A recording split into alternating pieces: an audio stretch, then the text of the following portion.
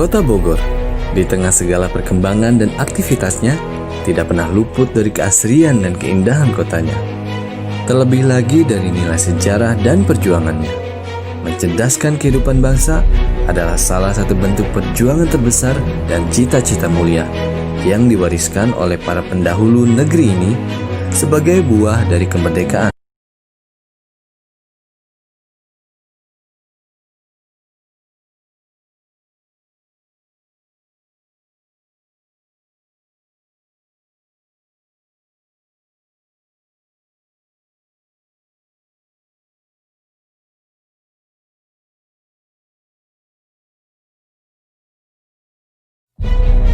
Kota Bogor, di tengah segala perkembangan dan aktivitasnya, tidak pernah luput dari keasrian dan keindahan kotanya.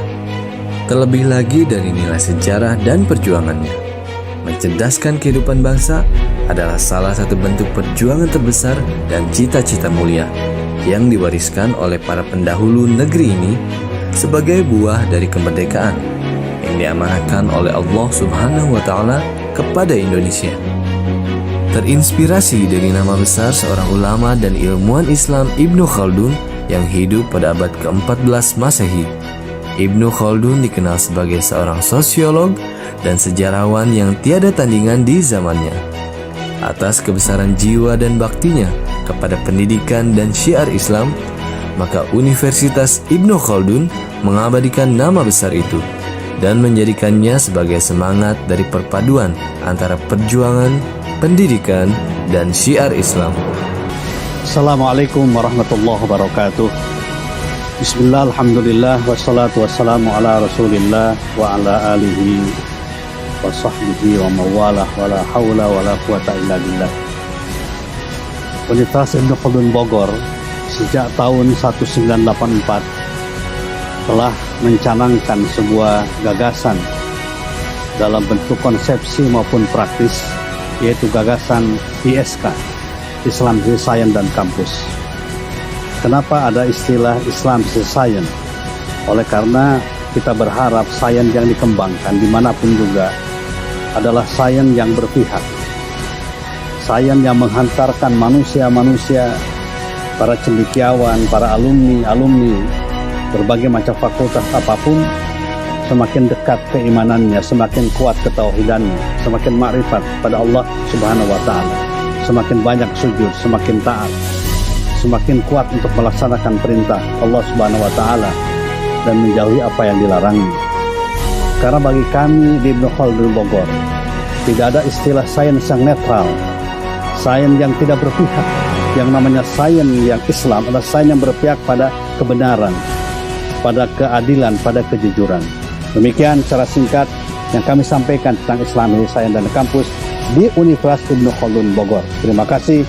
Assalamualaikum warahmatullahi wabarakatuh. Diawali dengan rasa cinta tanah air dan diiringi semangat keislaman serta pengabdian terhadap Allah dan Rasul-Nya, kami percaya ketulusan dan pengabdian dalam penyampaian ilmu pengetahuan dapat membawa peserta didik menjadi anak bangsa dengan intelektualitas tinggi yang hidup dengan didasari iman, ilmu, dan amal soleh. Assalamualaikum warahmatullahi wabarakatuh. Good morning, ladies and gentlemen. Welcome to the International Seminar at Ibnu Khaldun University Bogor. Happy attending the seminar. Thank you. Hello, welcome to our participant and their dearest colleagues. I'm a great pleasure to declare our first Bogor International Conference with the issue Education, Economic, Health Issue, and Applied Science at during pandemic. Welcome to the participants who all over the world who come here when need exchange experience, work together with their application. Are you ready? Let's join us. Ladies and gentlemen, welcome to our international seminar, Sustainability of Education, Economic, Health Issue, and Applied Science during a pandemic. Welcome on stage the big honor Dr. Haji Mujahidin M.SI as the Rector of Ibnu Khaldun University, Indonesia. Keynote speakers: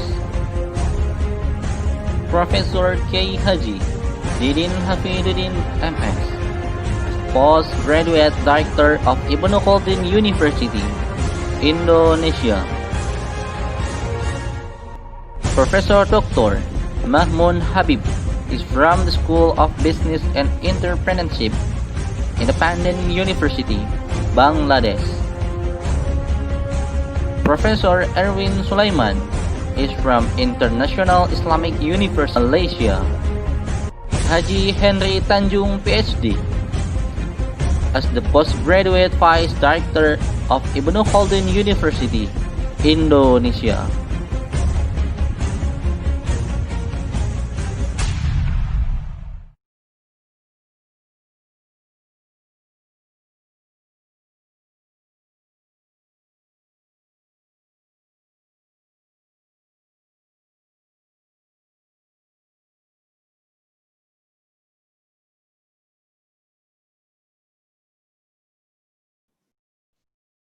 Assalamualaikum warahmatullahi wabarakatuh. Alhamdulillahirabbil alamin wa bihi nasta'inu ala asyrafil anbiya'i wal mursalin sayyidina wa maulana Muhammadin wa ala alihi wa sahbihi ajma'in amma ba'd. The Honorable Director of Universitas Ibnu Khaldun Bogor, Dr. Haji Endin Mujahidin M.SI. The Honorable Director of Pascasarjana, Professor Dr. Kiai Haji Didin Hafidudin MS.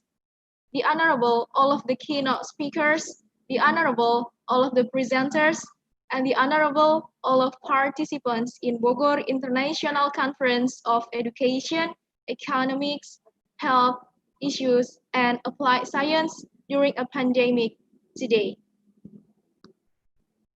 Firstly, let's pray and thanks unto our God Allah Subhanahu wa Ta'ala who has given us mercies and blessing so we can attend and gather here in a good condition and happy situation.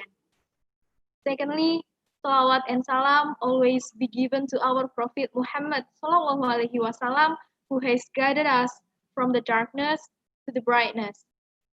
Thirdly, I don't forget to say thank you very much for all of the participants in this conference.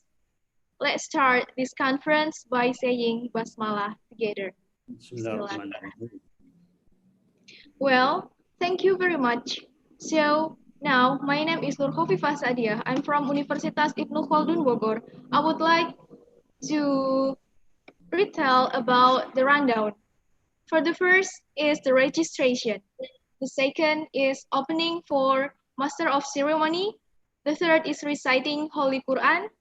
The fourth is reporting event by Associate Professor Dr. Indu Rahayu.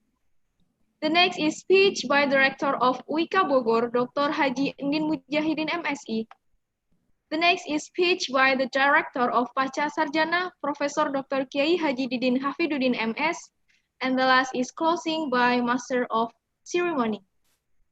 Let's start this conference. For the first is reciting Holy Quran by Mr. Rian. He will recite about Quran Surah Al-Mujadilah verse 11 until 12. For Mr. Rian Muksalmina, time is yours.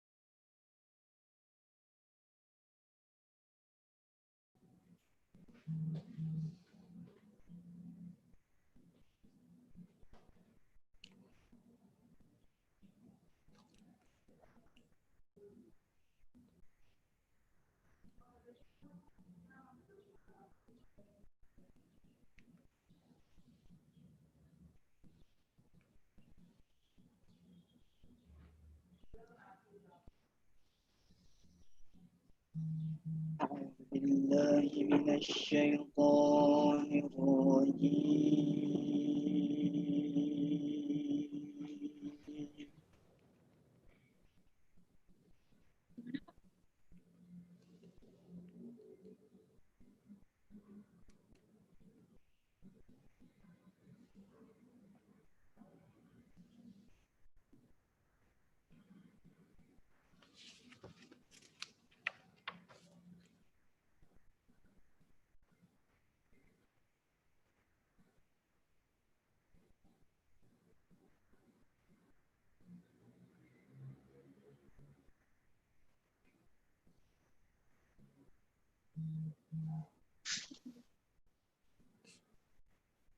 يا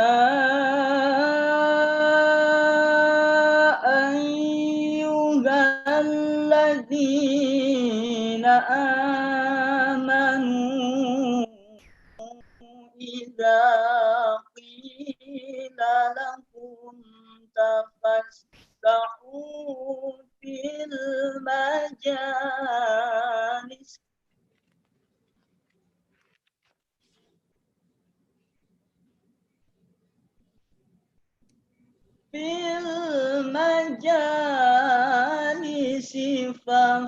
فافسحوا يفسح الله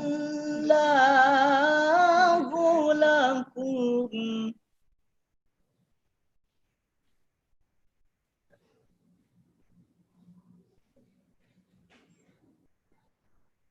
وإذا قيل انشزوا فانشزوا يرفع الله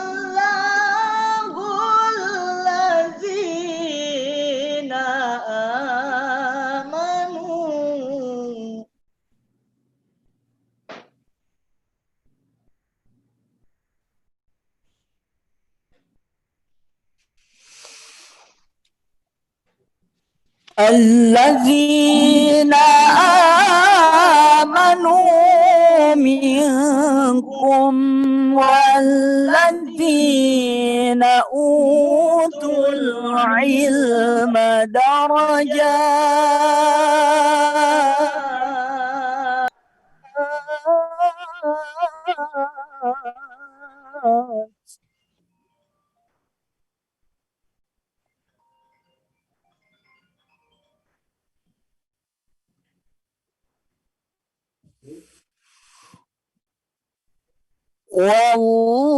والله بما تعملون خبير.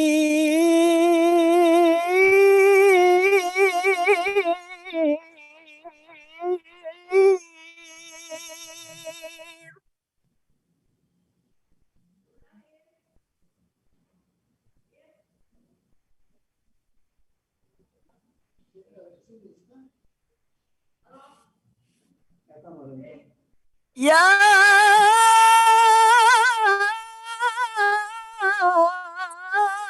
أيها الذين آمنوا إذا ناجيتم الرسول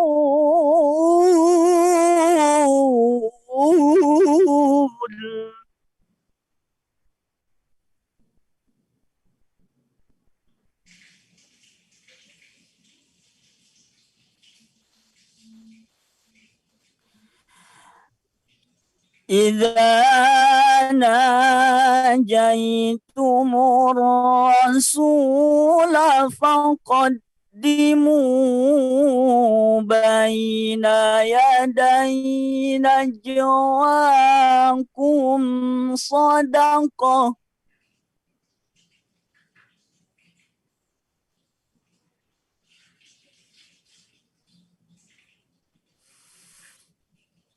ذلك خير لكم وأطهر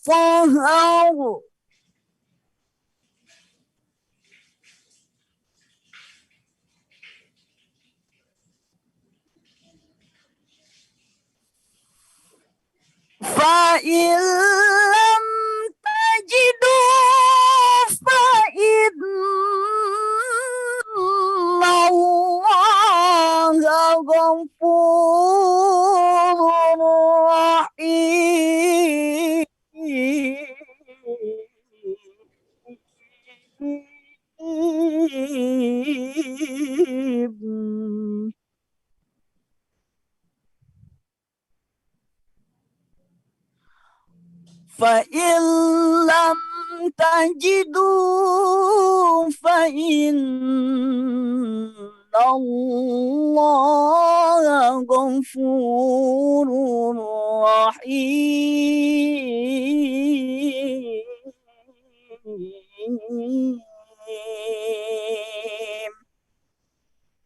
صدق الله العظيم. Wassalamualaikum warahmatullahi wabarakatuh. Waalaikumsalam warahmatullahi wabarakatuh.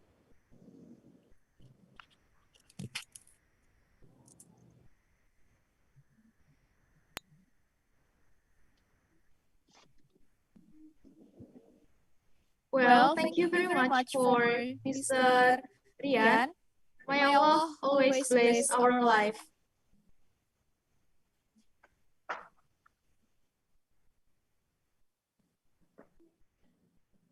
Let's move to the next agenda. It is singing national anthem Indonesia Raya. For all of the participants, please stand up.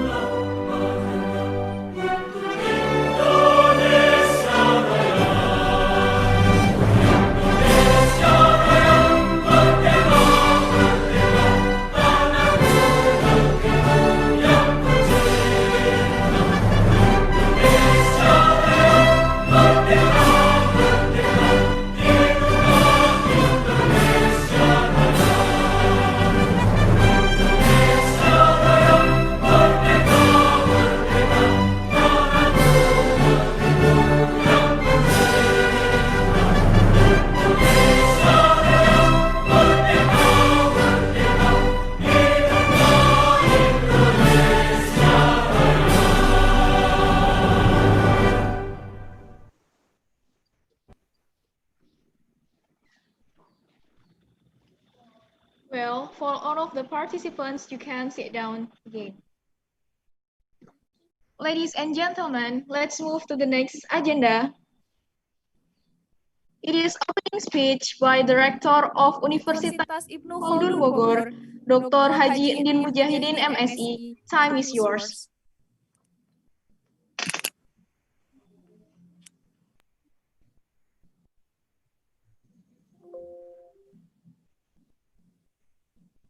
Assalamualaikum warahmatullahi wabarakatuh. Alhamdulillah wassalatu wassalamu ala Rasulillah wa ala alihi wa sahbihi wa man tabi'a hudah amma ba'du. Dear Excellency Prof. Didin Hafidudin, Dear Excellencies Prof. Mohamed Mamun Habib from Bangladesh,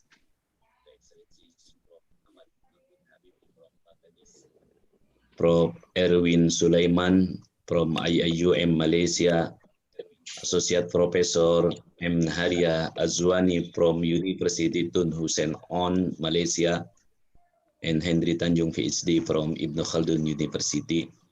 Our guests, ladies and gentlemen, it's my great pleasure to welcome you to International Seminar on Sustainability of Education, Economics, Health, and Applied Science during COVID-19 pandemics. We know as well that COVID-19 pandemic has affected to all aspects of human life, from health, economy, even education. To defend ourselves, we need to formulate strategies to solve the effects of this pandemics. This international seminar is expected to find out some ideas in order to overcome problems in the field of education, health, and economy caused by the pandemics. I would like to thank for all speakers who have been willing to speak in this international seminar.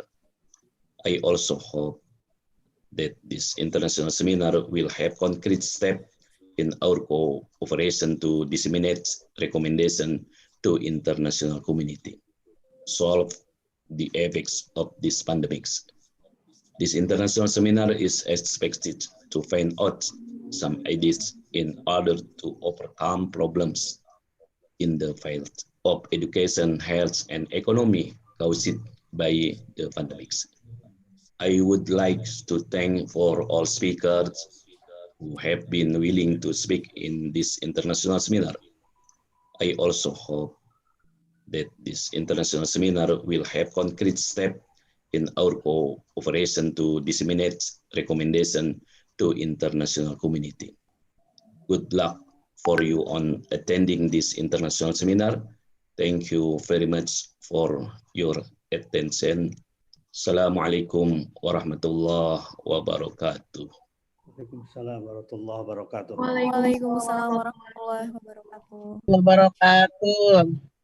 Well, thank you very much for the Rector of Universitas Ibnu Khaldun Bogor, Dr. Haji Mujahidin, M.SI. Well, ladies and gentlemen, let's move to the next agenda. His speech by the Director of Pascasarjana, Profesor Dr. Kiai Haji Didin Hafidudin, MS. For Kiai Haji Didin Hafidudin, MS, time is yours. Assalamualaikum warahmatullahi wabarakatuh. Waalaikumsalam warahmatullahi wabarakatuh. Wassalamu ala rasulillah wa ala alihi wa sahbihi wa mawala. La hawla wa la quwata illa billah. Asyhadu an la ilaha illallah wahdahu la syarikalah wa asyhadu anna Muhammadan abduhu wa rasuluh. To the Honorable Rector of University of Ibnu Khaldun Bogor, distinguished speakers, guests, and participants of the International Seminar of Sustainability of Education, Economics, Health Issues, and Applied Science during pandemic. Ladies and gentlemen, as we well aware that we have been facing the unprecedented COVID-19 pandemic for the last 10 months. Since February this year, we are not in the firm position to predict when this pandemic will come to an end. We pray to Allah subhanahu wa ta'ala, God the Almighty, that He will shower His blessing and will lead us to find the best solution in managing all the problems and challenges. Despite the tremendous difficulties, we shall believe that Allah helps will eventually transpire in our life. This belief is in line with Al-Quran, chapter Yusuf, verse 87. Ya bani yadhabu fatahassasu mi Yusufa wa akhihi wa la tayasu min rawhillah innahu la yayasu min rawhillah illa al-qawmul kafirun. Go, my sons, and ascertain concerning Joseph and his brother, and despise not the Spirit of Allah. Lo, none despited of the Spirit of Allah, save disbelieving folks. Ladies and gentlemen, distinguished speakers, guests, and participants, this honorable seminar will discuss variety of issues in the area of health, economic, education, and its sustainability. In this regard, allow me to share my thought in the importance of the role of Islamic economic as solution in encountering the impacts of COVID-19 pandemic. There are, as we know, three main pillars of Islamic economy: three main pillars of Islamic economy, namely real sector, monetary sector, and zakat, infak, sodako, and wakaf sector. These pillars have to be informed to all academic stakeholders and public. The concept is implicitly and explicitly derived from the Quran, Surah Al-Baqarah, verse of 275 to 278. Bismillahirrahmanirrahim. Alladzina ya'kuluna riba la yaqumuna illa kama yaqumul ladzi yatakhabbatu syaitanu minal mas. Dzalika bi annahum qalu innamal bai'u mithlur riba wa halallahu al-bai'a wa harrama riba. Faman ja'ahu mau'izatun min rabbih fantaha falahu ma salaf wa amruhu ila Allah. Wa man 'ada fa ulaika ashabun nar hum fiha khalidun. Yamhaqullahu riba bis sadaqat wallahu la yuhibbu kulla kafarin athim. Innal ladzina amanu wa 'amilus solihati wa aqamus shalah wa atauz zakat lahum ajruhum 'inda rabbihim wala khaufun 'alaihim wala hum yahzanun. Ya ayyuhalladzina amanu taqullaha wa daru ma baqiya minar riba in kuntum mu'minin. The first pillar is the real sector, that is represented by the small, micro, medium enterprises, SMEs, or we call OMKM, such as household industry, trading sector, and many more. According to the Statistic National Bureau, BPS, there are approximately 64 million of SMEs in Indonesia. This sector is indeed the backbone of Islamic economy and should be managed properly. Currently, the opportunity in this sector generates from the halal industry such as food, tourism, and fashion. The government shall work together with relevant stakeholders and universities towards developing this industry. Second pillar is the monetary sector, which is managed from the Islamic financial institution, from banking and non-banking sectors. We have to develop this segment by continuously preparing the human resources, technology, capital, network, and other vital aspects. Inshallah, the merger of the three Islamic banks will be done in February 2021, and as indicated in the decision of 15th of December 2020. The bank was named as Bank Syariah Indonesia or Islamic Bank of Indonesia. The third pillar is the zakah, infak, sodako, and wakaf, ZISWAF sector.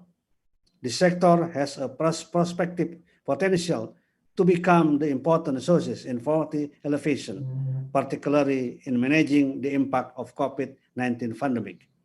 Basnas and BWI have done tremendous efforts in this sector. Ladies and gentlemen, as concluding remarks, I certainly hope that this seminar will produce significant recommendation as per the theme. Thank you, and I wish you all fruitful discussion and successful seminar. Wallahu a'lam bimuradi. Alhamdulillah rabbil alamin. Assalamualaikum warahmatullahi wabarakatuh. Waalaikumsalam warahmatullahi wabarakatuh. Well, thank you very much for Kiai Haji Didin Hafidudin M.SI, who has given a speech. It's like a very interesting speech. Hopefully we can take all of the knowledge from himself, and also may Allah bless our life. Amin ya rabbal alamin. Well, this is the last speech for this agenda, and the next agenda is going to be from keynote speakers. Before I start with the keynote speakers, I would like to give to Miss Nani. Before that, I would like to close because I'm here as a master of ceremony. Thank you very much for your kind attention. I would like to give it to Miss Nani as a moderator of the keynote speakers. I do apologize for all of my mistakes. The last I say, wassalamualaikum warahmatullahi wabarakatuh. For Miss Nani, time is yours.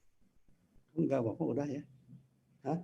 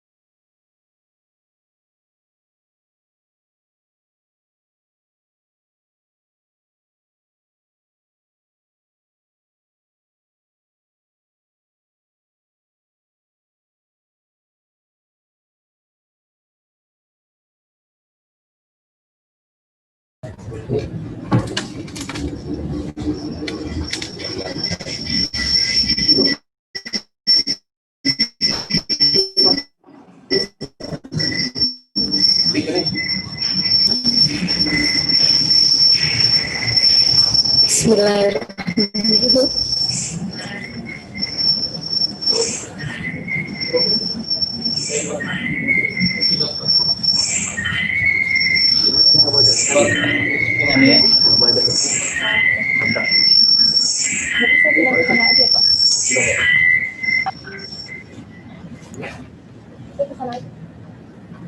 Ya, boleh.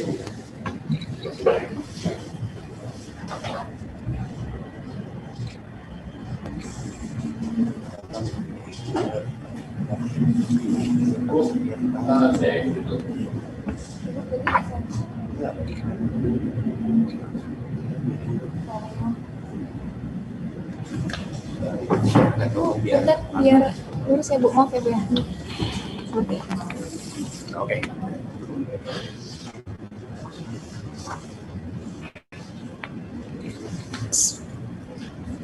Kita mana?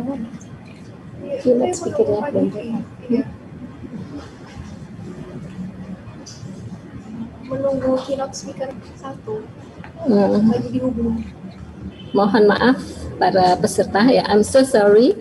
We are still waiting for the keynote speaker, the first keynote speaker. Yeah, so Mr. Mahmud Habib has not been here yet.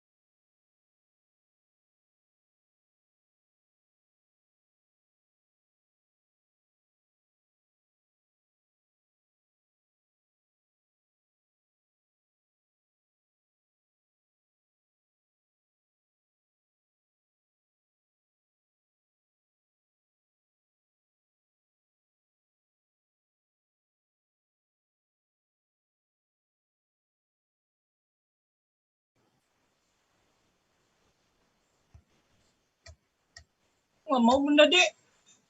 Ya. Bismillahirrahmanirrahim. Layarnya dibuka dulu baru bisa. Assalamualaikum warahmatullahi wabarakatuh.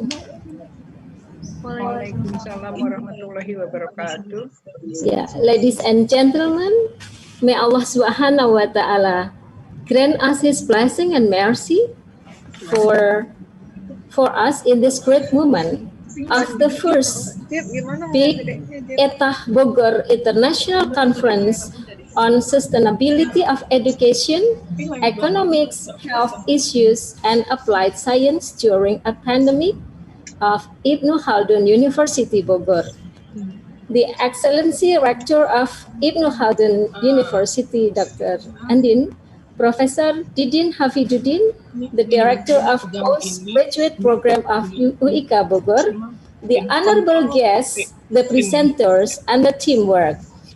In this occasion, we proudly present three esteemed keynote speakers of this two-day conference: Professor Mamun Habib from School of Business and Entrepreneurship, Independent University of Bangladesh, Professor Erwin Sulaeman from Malaysia, Dr. Hendri Tanjung, the Vice Director of Postgraduate Program of Ibnu Khaldun University. Well, this is a three plenary session last in 40 minutes each. And each presenters would have about 30 minutes for the presentation and then 10 minutes for the questions and answers. Okay, ladies and gentlemen, for the first presenters, we happily welcome Mr. Hendri Tanjung. Yeah, in this case, Mr. Hendri Tanjung is the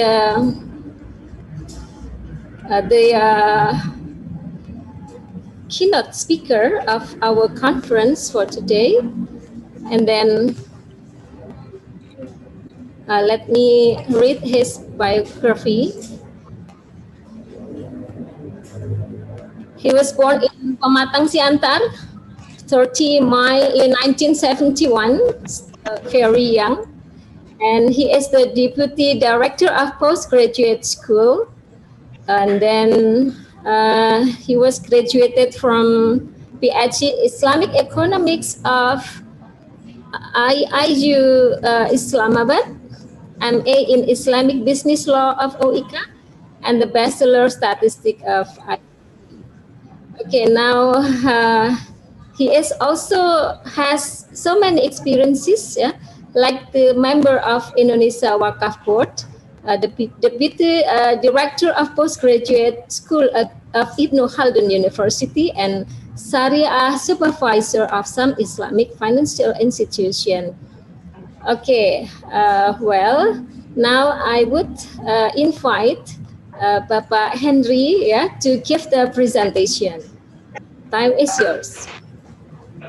Assalamualaikum. Thank you, Dr. Nani, for the invitation.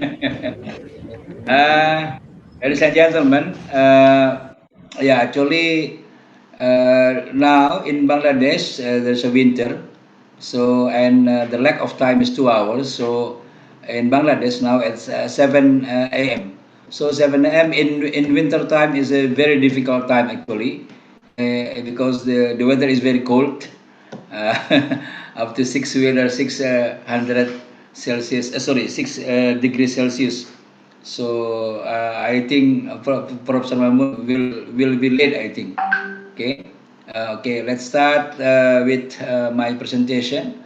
I'd like to share a screen about the problem of Indonesia, and especially in the Wakaf. Can you see my slides, Dr. Nani? Yeah. Okay. Yeah, it's clear, sir. Clear, yeah. Okay.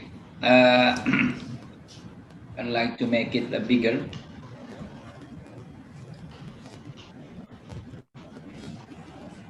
It's clear? Yes, clear. Yes, it's clear. Full screen, right? Full screen or not? Not yet, sir. Not full screen. Yeah, try again.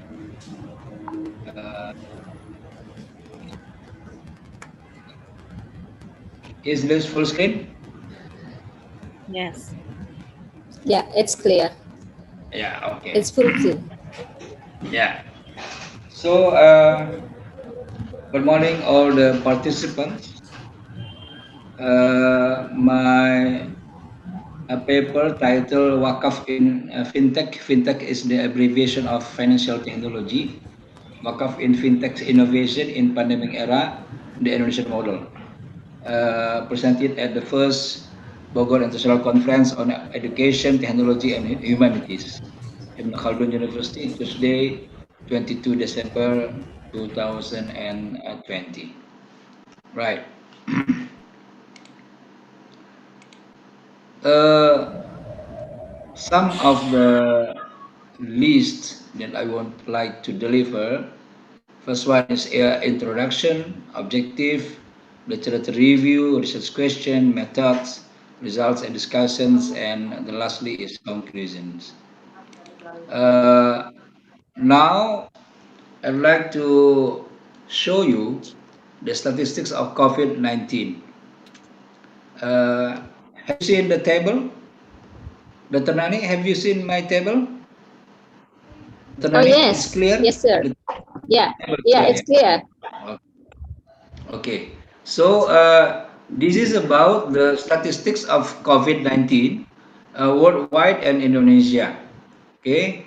If you see the four numbers, the coronavirus cases, death, recovered, and daily cases. So I cannot imagine.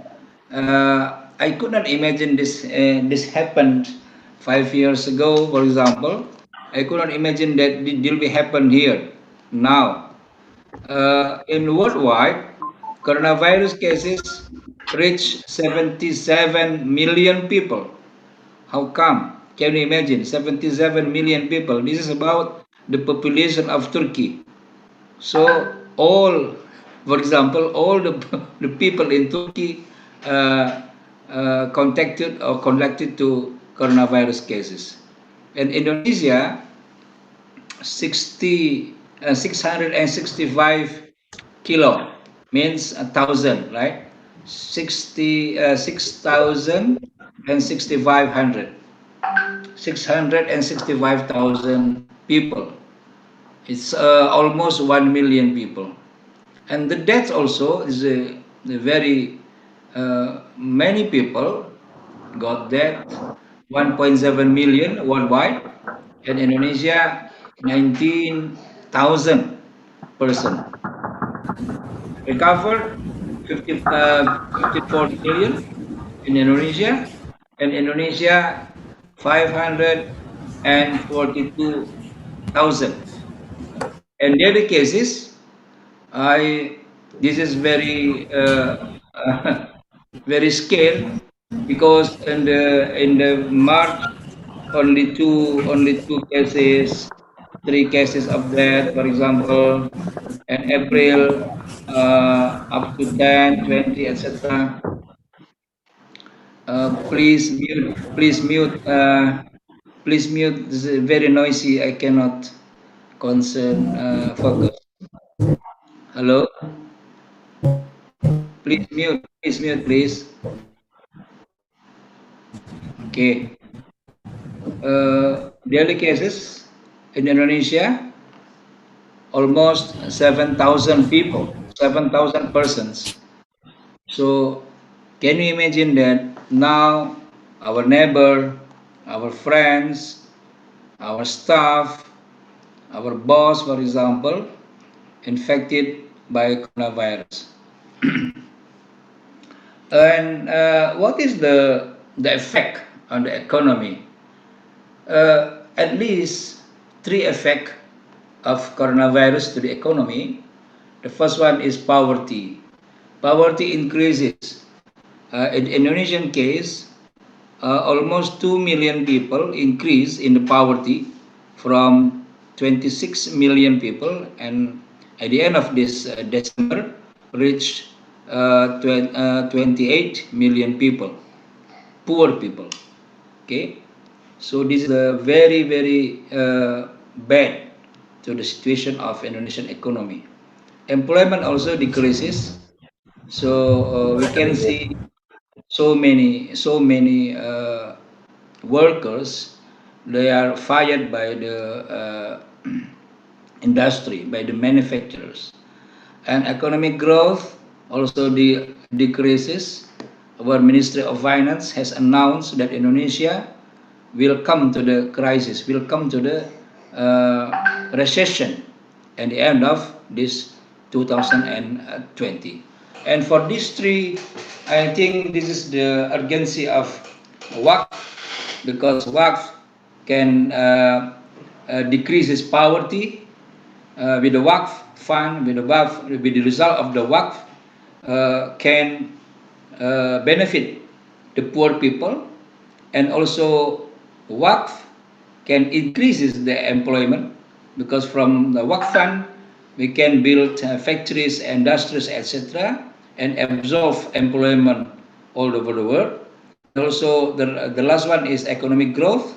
With the WACF, we hope that economic growth will increases. Now, if we go to the WACF as an instrument in Islamic economy, so WACF is very important role in the Muslim society. If we go to the, for example, in the era of Khalifah, for example, up to Abbasiyah, up to Mamluk, and up to Turkey, Ottoman Empire, for example. So the WACF has a very important role in the economy. You can see my YouTube about WACF in Turkey. It is around 1 hour YouTube about WACF in Turkey. And in this pandemic era, when the people cannot crowd, when the people cannot gather together, so I think the WACF in the context of how to use financial technology is very important. In Indonesia, based on 2016 data, land WACF asset has reached 4.359 billion meters square. So this is around 5 times Singapore. So the land WACF, or we can in Indonesia in bahasa tanah wakaf, the land of WACF, 4.3 billion meters square. If we multiply by 1 million, for example, 1 million rupiah per meter, so it reach to the 4,359 trillion rupiah. This is the value of land WACF in Indonesia. Meanwhile, cash WACF has potential up to 187 trillion rupiah. If we look at the cash WACF, this cash WACF is recognized by the regulatory system in Indonesia, especially in the law, in the Act of number 41, year of 2004. Indonesia has launched the WACF law as a positive regulation in Indonesia. Through the collaborating with Nazir, which are officially listed by Indonesian WACF Board, cash WACF can be utilized to build a WACF project. So in Indonesia, the authority of WACF is the Indonesian WACF Board of BWI, and the member of BWI is given or is selected by the committee, and then given the letter from the Indonesian president. The development of technology in the 4.0 digital era is too prevalent and could be supporters of acceleration and cash deployment in Indonesia. Now, the objective of the paper is to explain the platform for the technology of the financial technology company can help alternate accumulation cash WACF to be more better, massive, and translucent, especially in pandemic COVID-19. So my paper is more about the technology especially in the financial technology regarding Waqf collection. Literature review, I can show you some of review about this agency of the professionality in Waqf management. Ihsan and Hamid, for example, in 2011, explores the practice of accounting into Indonesian institutions. Data were collected through various methods, interviews, document reviews, and direct observations. The findings show that one institution shows more efficient management and greater transparency and accountability than the other, with the presence of Islamically committed professionals in the former, despite the better accounting information system and more academically qualified personnel in the latter. So the problem of Waqf management is the capability of the Nazir, is the capability of the management who run the Waqf management.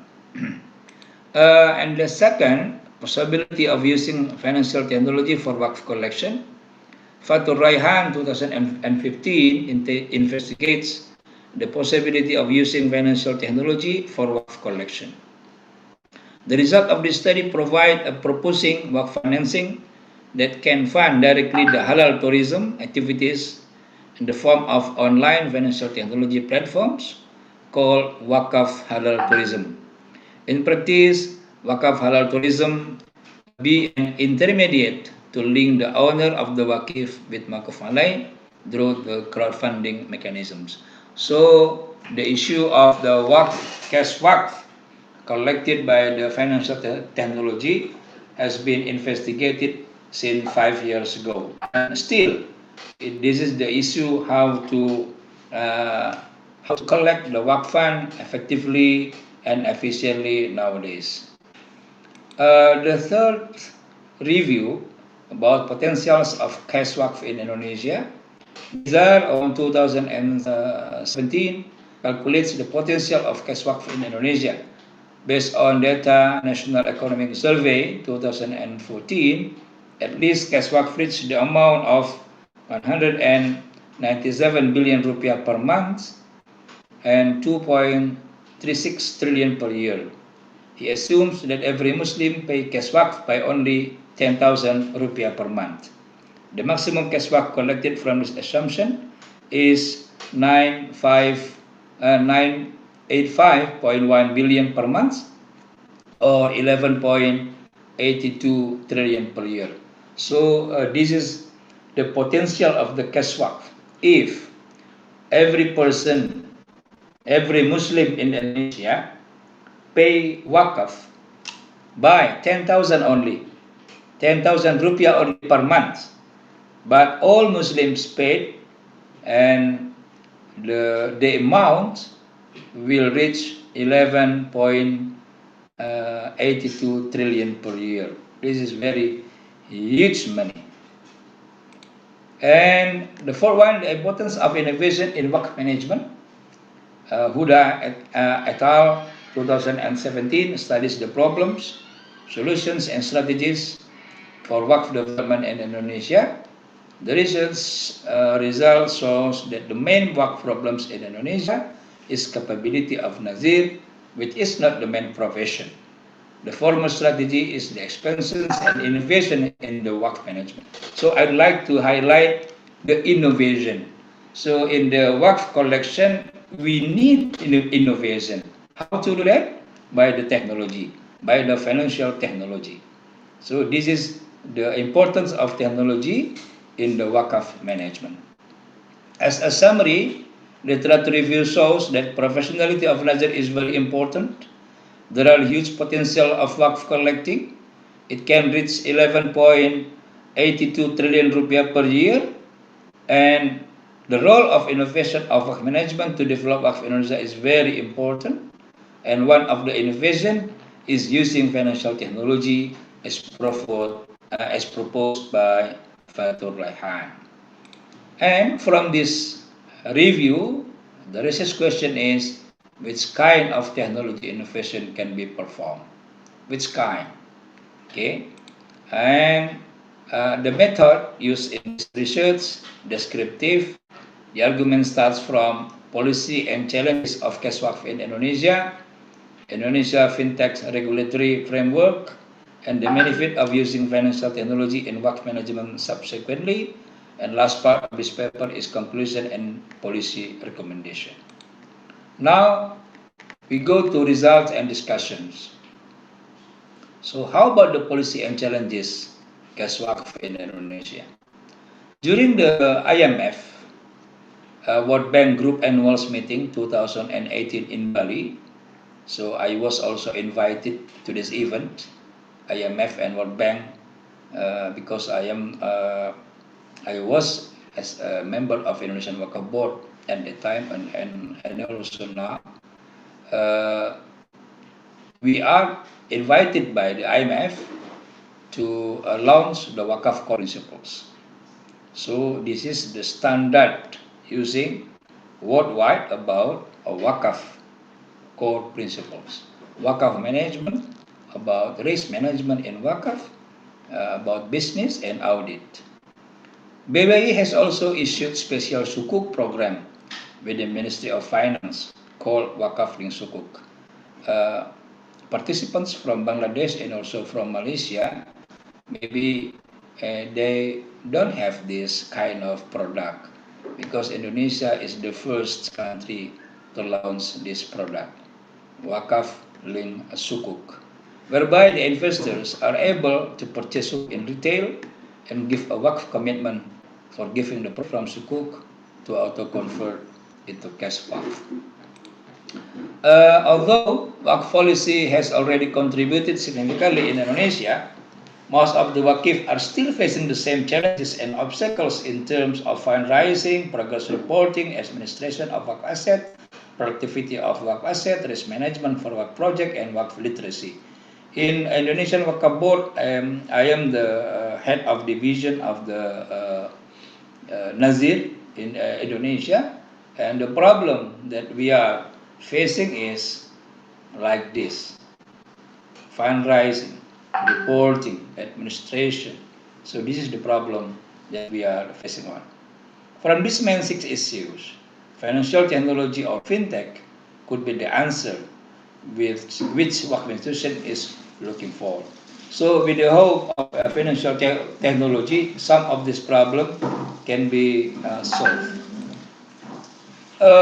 President of Indonesia states on 19 January 2018 that financial industry has to prepare for Industry Revolution 4.0. It is the time to be digital, computerized, and big data analysis based. So there are 3 characteristics of the Revolution 4.0. The first characteristic is digital, the second one is computerized, and the third one is big data. And this is very matched to the problem of Wakaf in Indonesia, since the land of Wakaf has more than 400,000 parcels. To prepare for digital age 4.0, the government of Indonesia has committed to directing its policies that support industry or technology to utilize technology.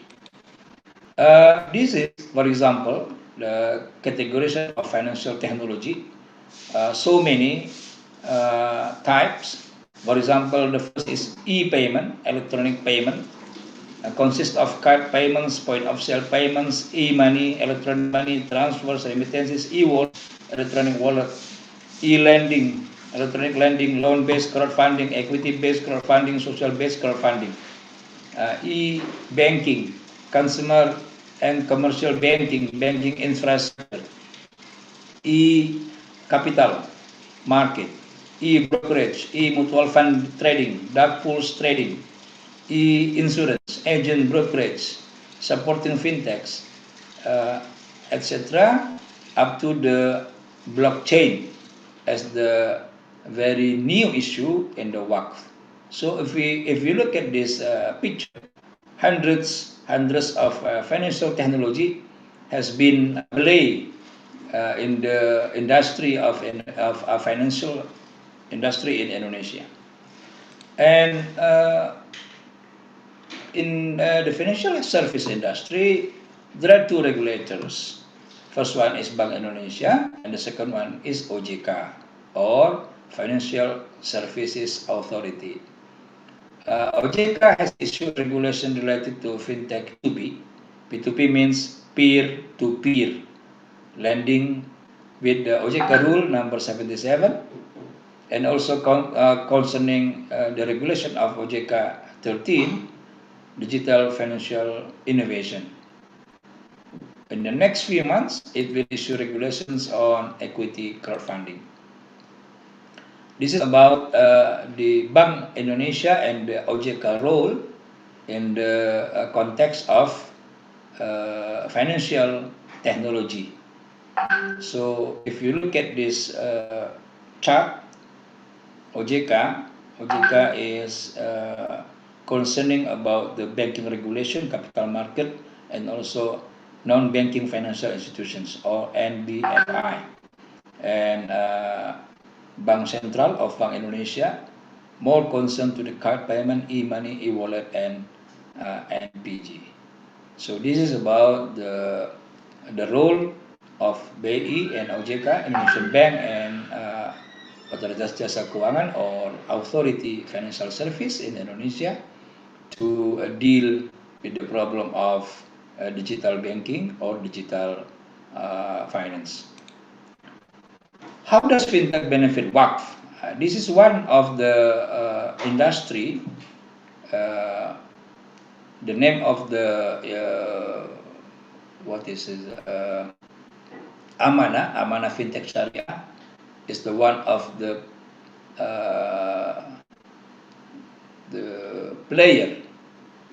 player in the financial technology, especially in the WAKF.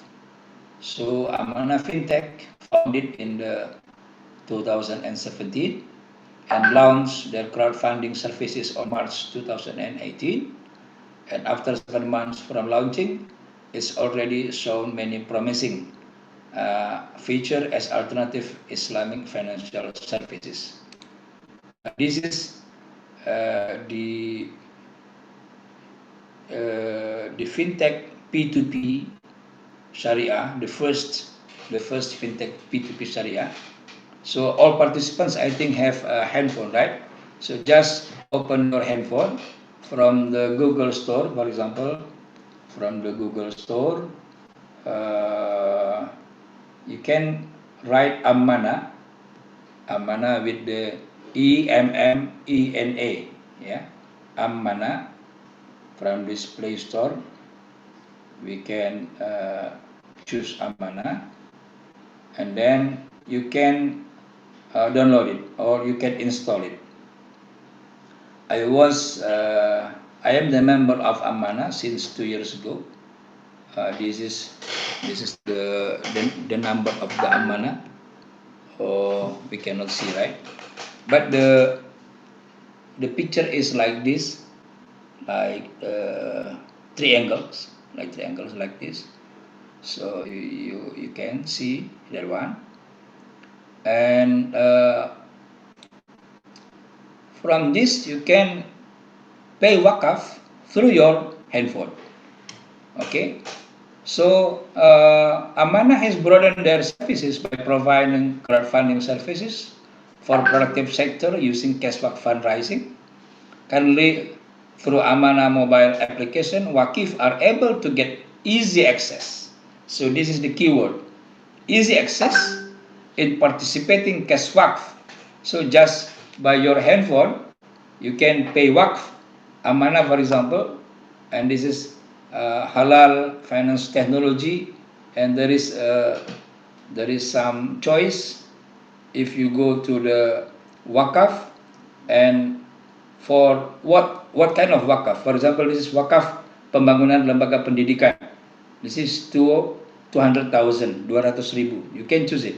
Or bangkit lawan COVID. This is wakaf only for 100,000, 100,000. You can click it. Just click, and then you can pay wakaf. This is very Very simple and very easy. How to use financial technology in the wakaf. This is one of example the project of the Ammana. They are building one of the hospital in East Java. The name of the hospital is Hasim Ashari Hospital. The Nazir is Dompet Duafa. So you can donate also this hospital from your handphone. And in the future, Amana technology will develop into online live streaming. So this is very very interesting when you can supervise the progress of the wakaf by live streaming day by day because of what? Because they place CCTV in the project location of the wakaf. With the hope the true behavior of doing charity and spread is good because using funding can give impact to the wakaf landscape. In addition, Amanah as P2P lending is allowed by the Indonesian Financial Authority will become a selling agent for state securities, in this case retail sukuk. To prevent crowd, fintech is in wakf collection is a need because when in the pandemic era, people cannot gather, people cannot make a crowd. So by using your mobile, by using the Ammana fintech, you can easily pay wakf with your handphone by just clicking by your finger. And as a conclusion, wakf is one of the powerful instrument in Islamic Islamic finance that can give long-term impact and benefit for the society. However, as the digital era keep advancing and Muslim millennials become more tech savvy, I'm not millennial, I am colonial, but millennial today, they are very familiar with the handphone and they are very more tech savvy, technology savvy. Islamic finance need to adopt and utilize more technology. So millennials can pay wakaf also nowadays, especially in the pandemic era. Therefore, Islamic financial technology is a new form of financial services institutions to answer the difficulties in Islamic financial services, in promoting and widening the practice of Islamic economics worldwide, not only in advancing work fundraising, but also creating a data-driven financial services for Muslims. So friends from Bangladesh or from Malaysia, they can also give wakaf from this from this handphone. So just download, just install the Amanah, and then you become a member, and then very easy you can choose some project of wakaf that you can donate.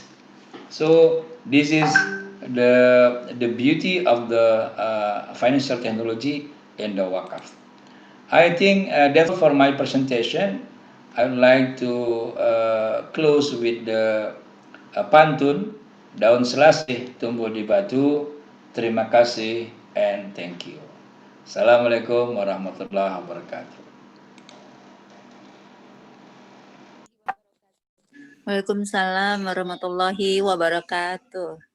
Thank you, Mr. Presentation, Pak Hendri. So amazing. Yeah. So wakaf in fintech, innovation in pandemic. So this has become the model in Indonesia. Yeah. So I'm very happy to hear that, and it's easy way to give our infak wakaf, yeah, using especially you also introduced to us about PT Amanah, yeah, and then we can download the application and it's very easy to give our wakaf, yeah. Well, we have about 10 minutes for discussion, questions and answers, yeah. Would you please the participants give your questions? Moderator, can I make a question?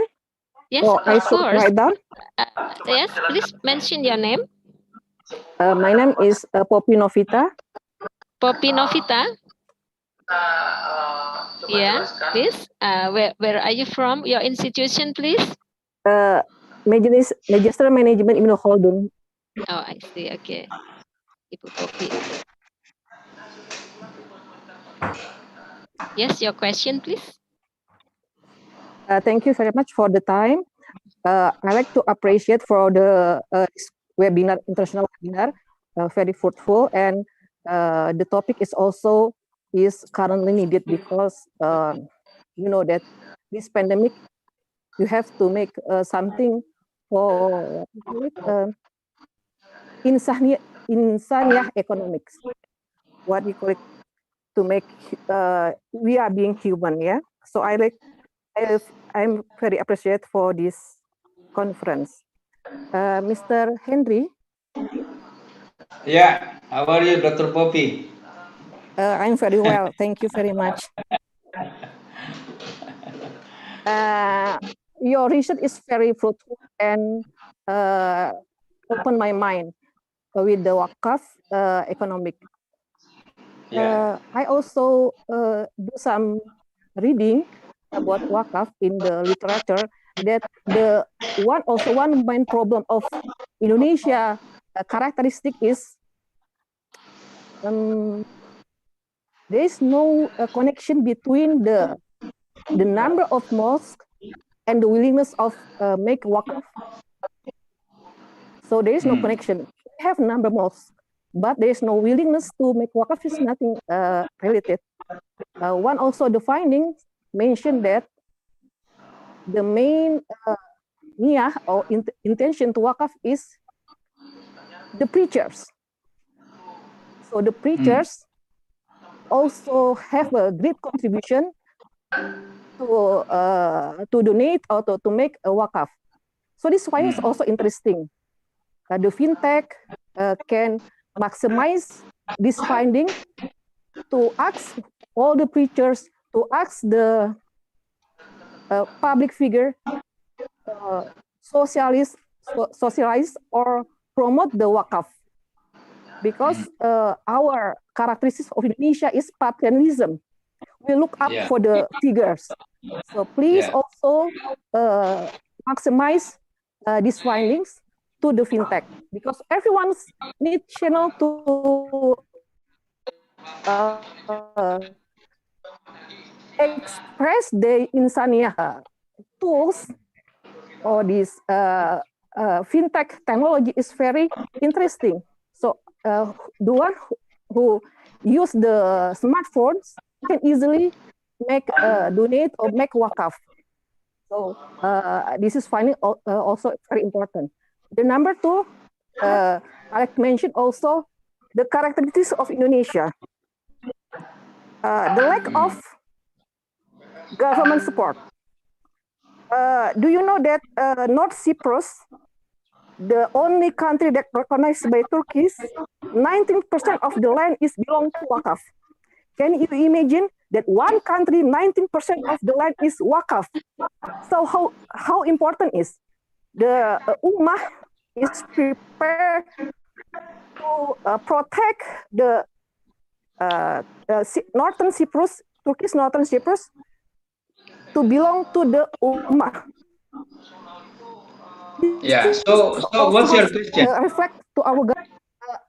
We also have that wisdom. We also have to protect the wisdom, not showing the greeneries of society in this society with the corruption and on. So the government also has to showing up the to make promotion on the humanistic or the donation, the altruism of society. Now we are like killing the society. So my question is at this question. Sorry, moderator. Okay. I got your. I got your question. Bapak Hendri, got the clues. Okay.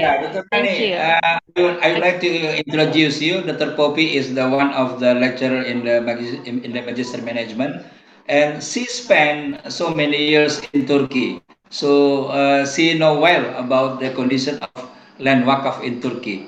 I would like to say that the Turkey is the capital of Ottoman Empire for 500 years. For 500 years. So it is not questionable that the land wakf in Turkey is very huge land. So this is the problem because Indonesia is not the capital of the Islamic Caliphate. So Indonesia is not yet as the capital of Islamic Caliphate. So I think this is the answer for the second question. And for the first question about the role of the financial technology, I think this is very important because you see our children now, they are very very familiar to the technology itself, and even we cannot follow them. They are very tech savvy, okay, technology savvy, and we cannot follow them actually in the mastering of the of the financial technology. So we use this chance. We use this when they are familiar with the financial technology. We can come to the market. We can make a niche market to how to collect the work fund from the millennials, from the young, from the youth, for example, from the year below 20 or below 25, because when they graduate from the university and they enter to the market and they work and they get the salary, they can pay WACF by financial technology through their mobile phone. So this is actually very interesting. And you see these articles I submit to the Islamic Finance Review London last year, and they publish in the Islamic Finance Review London. So if you want to read this article more, so you can open Islamic Finance Review last year 2019. I think that is my answer. Dr. Nani.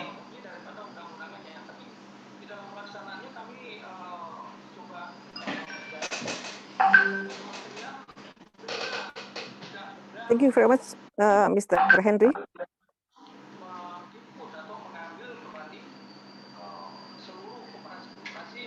Dr. Nani, you should unmute yourself.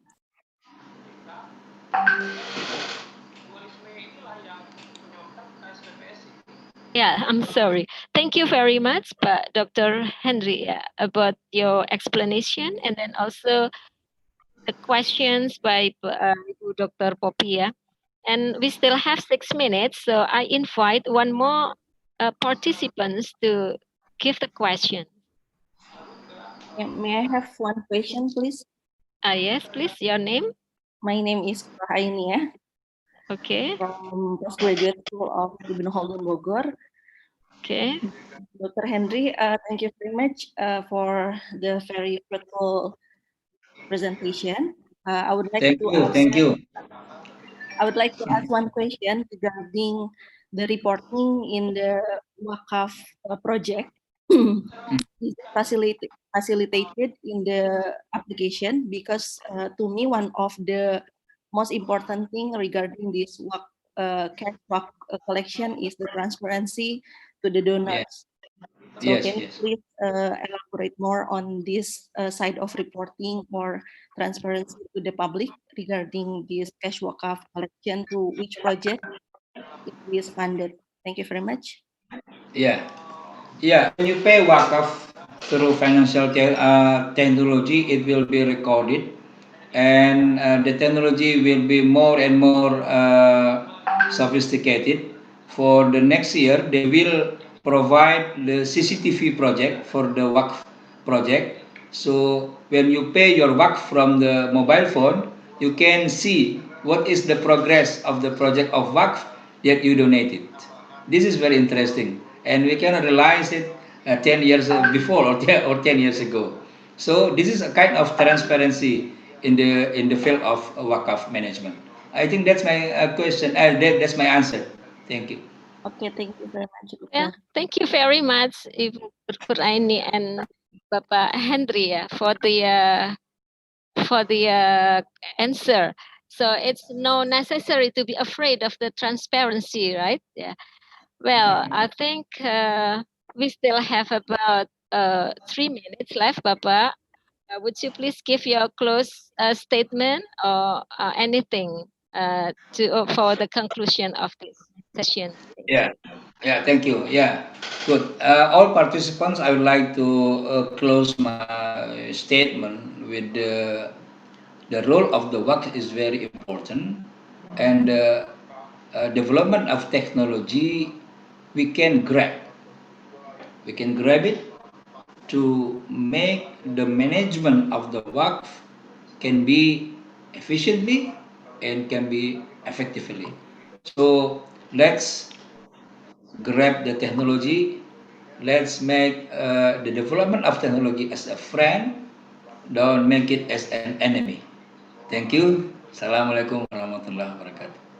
Waalaikumsalam warahmatullahi wabarakatuh. Thank you very much, Bapak Dr. Hendri. That's a very Yeah, you're great welcome. presentation, and it's very useful for us. Open our mind, and hopefully more people would be aware of the existence of the fintech here, and Yes. contribute a lot for the benefit of more people. Okay. Well, let's give a great applause for the great presentation for Bapak Dr. Hendri, ya. Well, Alhamdulillah, ladies and gentlemen. Now, I hope that you are still very enthusiastic this morning to join with the next presentation. Well, this is the time for Bapak Dr. Habib. I'm sorry, Bapak Dr. Habib have been here. Yes, I'm Okay. here. Okay, thank you. Good morning, sir. Good morning too. Okay, thank you. We are so curious today to get knowledge and your expertise. Yeah. Okay, before we start, ladies and gentlemen, let me read Bapak Habib's biography. Professor Dr. Mamun Habib is a professor at the School of Business and Entrepreneurship, Independent University, Bangladesh. In addition, Professor Habib is the visiting scientist of University of Texas, Arlington, USA. And he was also the associate professor at BRAC Business School in Bangladesh, and also Asia Graduate School of Business in Unitar International University, Malaysia. Okay, he has more than 18 years experience in the field of teaching as well as training, workshop, consultancy, and research. At present, he is supervising some Ph.D. students at locally and internationally. Well, I think it's a very long reputation that Mr. Habib here has. Let me make a simple, summary of him. So Mr. Habib is a researcher and also writer, editor, keynote speaker of international conference, reviewer, active members of many different professional organizations. He is also involved with KS World University ranking and Times Higher Education ranking as an academician. Well, with your reputation here, we really hope that all of us would have a knowledge and any information related to your expertise. Okay, Bapak Habib, please, time is yours now. Thank you so much. I already shared my screen. Did you see my screen?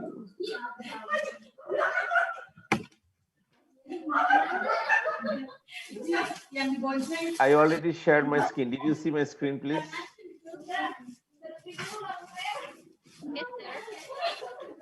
It is visible. Bukannya dia udah pernah ke sini. Yani, bukannya udah. Hello. Yes, it's clear. Okay. Yeah, thank you. Thank you so much. So before going to start my keynote speech, I'd like to request everyone, if possible, turn off your microphone.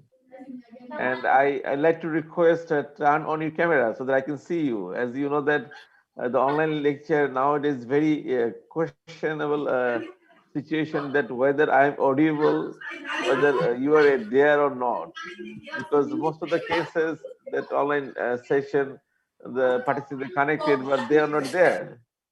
So it's better to see each other. And what I said all the time, that if the participants turn on their camera, so it is one kind of motivation for the speaker.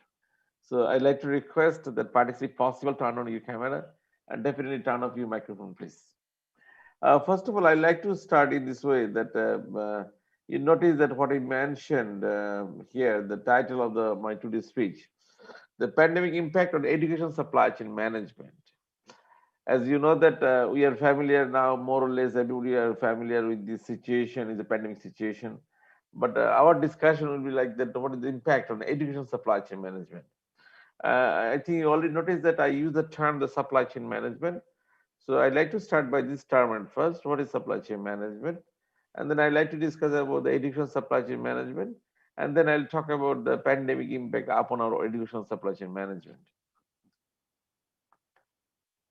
You know that when you think that supply chain management, basically supply chain management is the new concept based in the arena of the management. And if you think of the supply chain management, you just we have to start in this way. This is the one chain, and that will start from the supplier end, finish at the customer end. So how you manage this chain, that is supply chain management. And when you talk about the supply chain management, we need the three basic entities like raw material and finished product. We need the supplier and customer. We need the flow of goods if it is a manufacturing industry. We need the flow of service if it is a service industry. We need the flow of information and flow of fund. Flow of information, this is very important that nowadays we have to think the integrated information system. So what I said that when you design any supply chain model, we have to ensure the three basic entities. This is the basic supply chain for the manufacturing industry. I don't want to talk too much about this one. I just mentioned the main point. So if you look very carefully, basic supply chain for manufacturing industry, that the raw materials come from the supplier end. After the processing, finished product delivered to the customer end. So you can see that is what I said in the last slide. The three basic entities. We need the raw materials that come from supplier end. After the processing, finished product delivered to the customer end. And what we mentioned here, that flow of production, flow of goods, sorry, from the supply to the customer end. And definitely we have to ensure flow of information and flow of fund from supply to customer end. Our main target, the edition.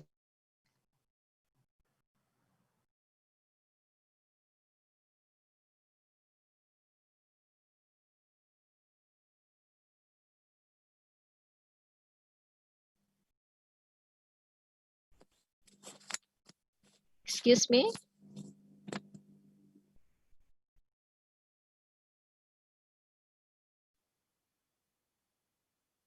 Hello, are you hearing? Yeah. Okay. Now. Yeah. So what I said that, what you mentioned that if you, hello. Yes, sir. Okay, thank you.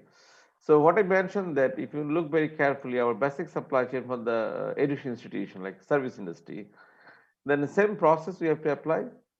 We need the supplier, we need the customer. So raw materials come from supplier end, and after the processing, finished product delivered to the customer end. And the service provider means basically that if you think they're hospital, then hospital. If you think the education institution, then education institutions, something like that. Now come to the point, what is the difference between the manufacturing industry and service industry? When you talk about the supply chain management, that time this question is very predominant question. Basically, as you know that intangible and tangible. In the service industry, we can understand the outcome directly. But in manufacturing industry, it's very easy to define that outcome, it's very easy to define the finished product. So that is the basic difference between the manufacturing industry and service industry.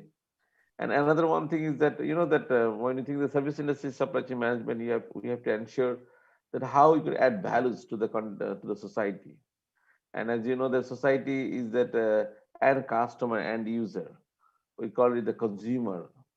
So when you talk about the education supply chain management, we have to use this model as well. I'd like to show you this model later on. What I said there earlier, that we can apply the supply chain management in the manufacturing industry as well as in the service industry. As our today discussion, basically education supply chains, that is the representing the service industry. The question with why I'm talking about the supply chain management on education institutions. That if you look very carefully, that when you work in the university, what is our outcome? When you work in the education institutions, what is our outcome? One of the outcome is that quality graduates. So we like to produce that quality graduates. Our second outcome would be like to produce the quality research outcomes. I noticed that Professor, the few minutes before the Dr. Hendri, he was delivering the lecture. When he is talking about the fintech, I was thinking of this. We need the more research on that one, so that researchers, if they do the more research, then the general people they can understand what is this. So in order to this one, we have to understand this one, that our two basic outcomes in the education institutions. One is that our what you mentioned here, quality graduates, and second one is the quality research outcomes. So that is, we have to think the quality outcomes. So now this is our target point, that when you design our education supply chain, we have to ensure these two things. This is basically history of supply chain management, and this is called the evolution timeline of supply chain management. I don't want to talk too much about this one. I just made the main key point from here, that basically supply chain management started their journey by the name of the logistic management in 1950s. And officially supply chain management, they started their journey in the 1980s. So if you look very carefully, now 2020. So officially supply chain management, they started their journey in the 1980s. And now my question is that you understand that what we designed earlier, like a supply chain management, that time we could not face any kind of pandemic issue. Now in 2020, we are facing the pandemic issue. So that is my ultimate target from our today's lecture, that how we can design that education supply chain management based on the pandemic time. And maybe next pandemic will come up again after 100 years, but we have to take the preparation from now, how we'll face that pandemic. Because I think you already noticed that due to the COVID-19, our all kind of systems have collapsed. And in the supply chain time, we call it supply chain disruptions everywhere. So that's why I like to request our next researcher, prospective researcher, let us start to think how we can design that education supply chain management even in the pandemic time. So I just give another key point from here. I think you already noticed that 1985, officially supply chain management, they started their journey for the service industry. Basically, Dr. Farni, he developed the one model that was the National Health Service in 1985. So you understand that even service industry supply chain management, they started their journey just around 25 years. So we need the more research on education supply chain management, more research on the service industry supply chain management, so that we can add more values to for the prospective researcher. As you know that you'll notice here evolution timeline. In 2007, there is education supply chain management. Basically, it comes from the Professor Lau. He developed the one model, but that was a case study based on the City University of Hong Kong. And after that, 2009, ITESC model was developed. Basically, today I'll spend a few minutes on that one.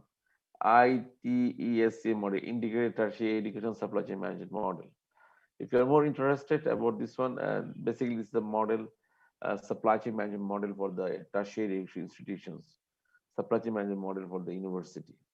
So if you're more interested about this one, I'd like to request you can check this acronym ITESCM from the Google. You'll get lots of papers on that one, education supply chain management.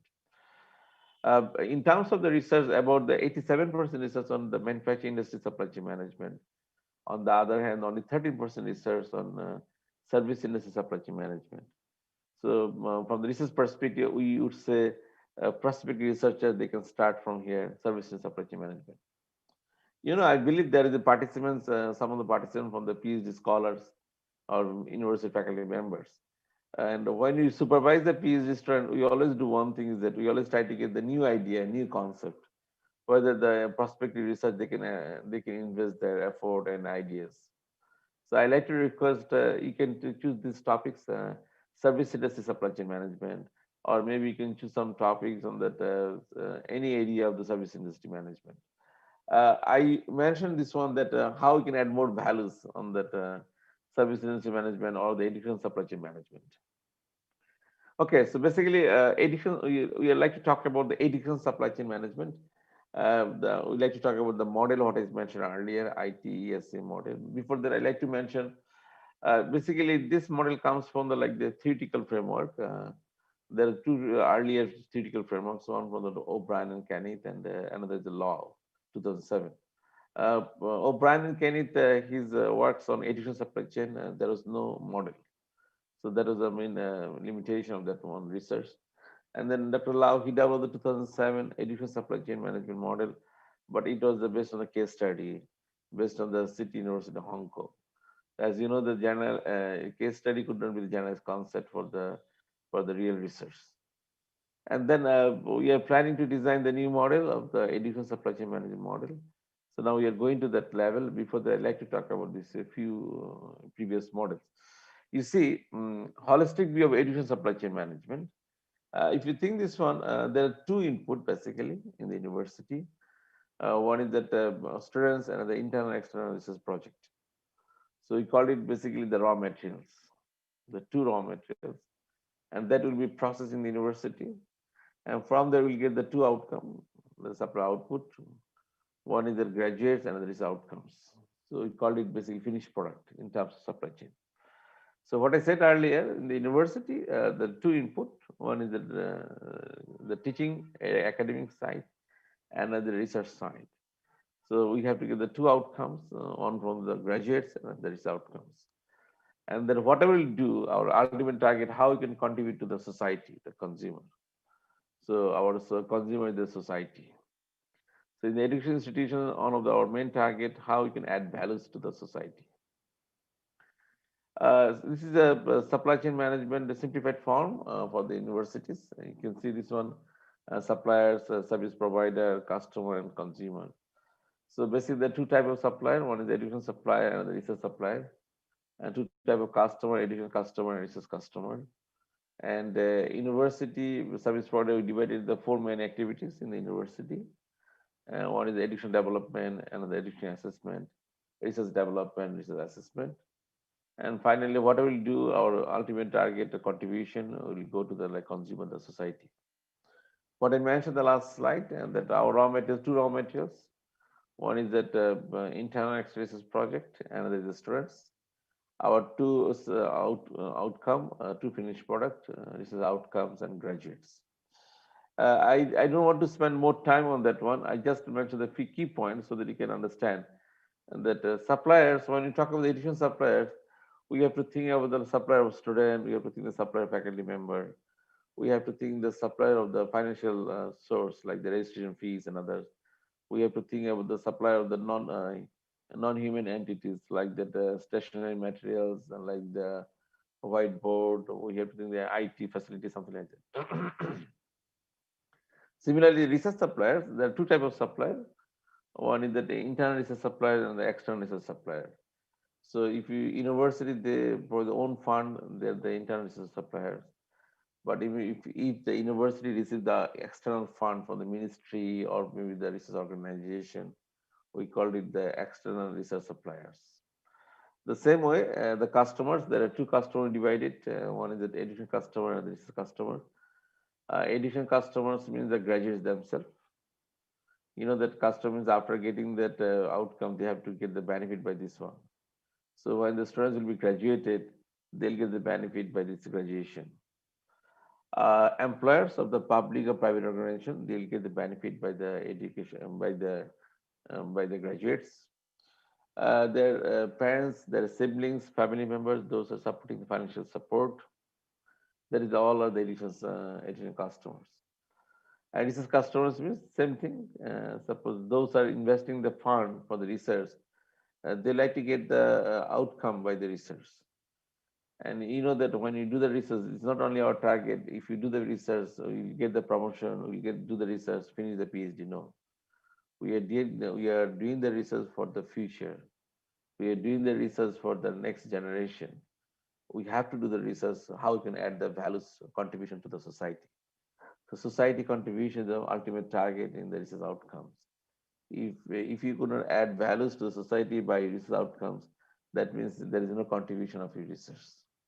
So when you talk about the research customers, suppose a publication, online conference, a physical conference, like journal publication, all of the research outcomes, all of the research customers. So the PhD dissertation, PhD thesis, all of our ultimate customer, research customers. Okay, so now you can see this one that this is the integrated form of supply chain management for the university. I think more or less you are familiar with this one. You see, we divided this oval shape by the two segments. One is the top side is the education supply chain, and bottom side is the research supply chain. If you look very carefully in education supply chain, what I mentioned just now, that we have to start from the education supplier, and then this is supplier end, then there will be a student. This is the input, what I mentioned earlier. Then education development, education assessment. So this is part of the university. And then the graduate, this is our outcome, supplied output. And that will contribute to the education customers. Finally, it will go to the society, the consumer. And this is the top view. But if you see in the bottom view, for research supply chain, you see the research suppliers, there is a project, what I said earlier, it's input. Then it go to the university level, research development, research assessment. And then you can see there is outcomes. It will come up on the output side. And then research customers, what you mentioned earlier. And then finally it will belongs to the society, the consumer. If you look very carefully, whatever you do, education supply chain or research supply chain, I think you notice that whatever you do, your ultimate target, how you could add values to the society, contribution to the society. So that is our ultimate target when you design the education supply chain, how we can add the values to the society by producing the quality graduates and quality research outcomes. You know, when you think of the supply chain management concept in the tertiary education institutions like university, we have to think about the three different levels: the strategic level, planning level, and operating level. The strategic level means the top level, means university, vice chancellor, president, rector, and then the board of trustees, board of directors, something like that. And then the planning level is the dean, director, head of the department of the school, head of the program, something like that. And then operating level, basically operating level means the regular faculty member and staff. But again, whatever I said earlier, our ultimate target, how we can add values to the society by producing the graduates and research outcomes. I think I already explained this one, that what is our target education supply chain management. This is the basically ITESC model.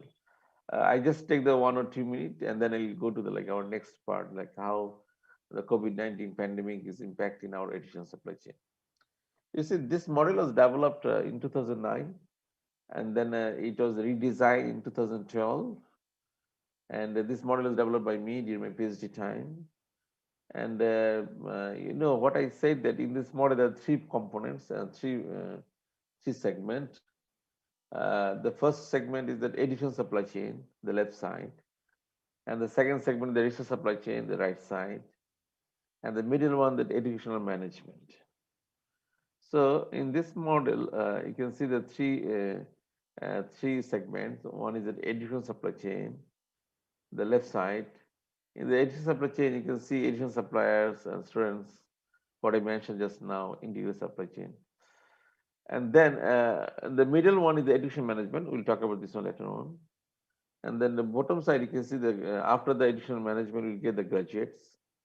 We'll get that will contribute to the educational customer, finally the society, the consumer. On the right side, you can see research supply chain. And then the same thing what I said earlier, is the suppliers. And from there, we have to get this project that will contribute to the like education management. And from there, you have to get this as outcomes that will add the value to this as customers and finally the consumer, the society. So this is a two segment, and the middle one, education management, means how the university will manage these students and this is project. So we already mentioned the university, they do the four activities: education development, education assessment, research development, research assessment. At the three decision level, strategic planning, operating level. And in that research, ITSM research, we explored the four main factors in the university: program establishment, university culture, faculty capabilities, and facilities. So I think I don't want to talk too much about this one, but you notice that program establishment, university culture, faculty capabilities, and facilities will be available in the education development, education assessment, research development, research assessment at three different levels: strategic, planning, operating level. By this education management, we can get that quality graduates, quality research outcomes that could add some values to society. You see, today we are organizing this online conference. The next question will be there after finishing the conference: what is the outcome? So that we need the like proceedings. We need the proceedings of the conference, and I think you notice that in this conference, that organizer they already uploaded the proceedings book from the conference. That is the ultimate target, so that the prospective researcher they can start from the proceedings. So that is the quality. How we can ensure the quality? And what I said that it is not only our target that our graduates they will come to the university and they will finish their graduation and they will go to the work job. No, our target how we can add values to the graduates for the future development of the society. So ITSA model. If you're interested more about this, I'd like to request once a time you can go to the Google and you can write down. There are lots of research on ITSA model in different countries and different universities they are doing. So by this model, you understand that by this ITESA model, education supply chain management model, our target that we could add like two contributions to the society. One is the human resource contribution by producing quality graduates, and the research contribution by producing quality research outcomes. So that is the education supply chain management. But now my question is that, did you notice when you designed this model, we did not talk about the like any kind of online something, because we always think that online is a little bit different platform. But during the COVID-19 time, during the pandemic time, we understood no, we should incorporate that online impact. We should think about that how we can add the online options in our whole education system. Nowadays, during the pandemic time, what we are noticing in the university or education institutions like school, college, online lecture is very common. Online assessment is very common. Online meetings is a very regular job. Online conference now we are doing. And even the online supervision, PhD supervision, which we couldn't think even that 1 year before. We thought earlier, how is it possible? We'll do the online conference. As you see here now, 109 participants. We couldn't imagine this kind of participants in the online earlier, but now it happened. So what I said that now our discussion will be like that, how we can incorporate that online methodology in our whole education system.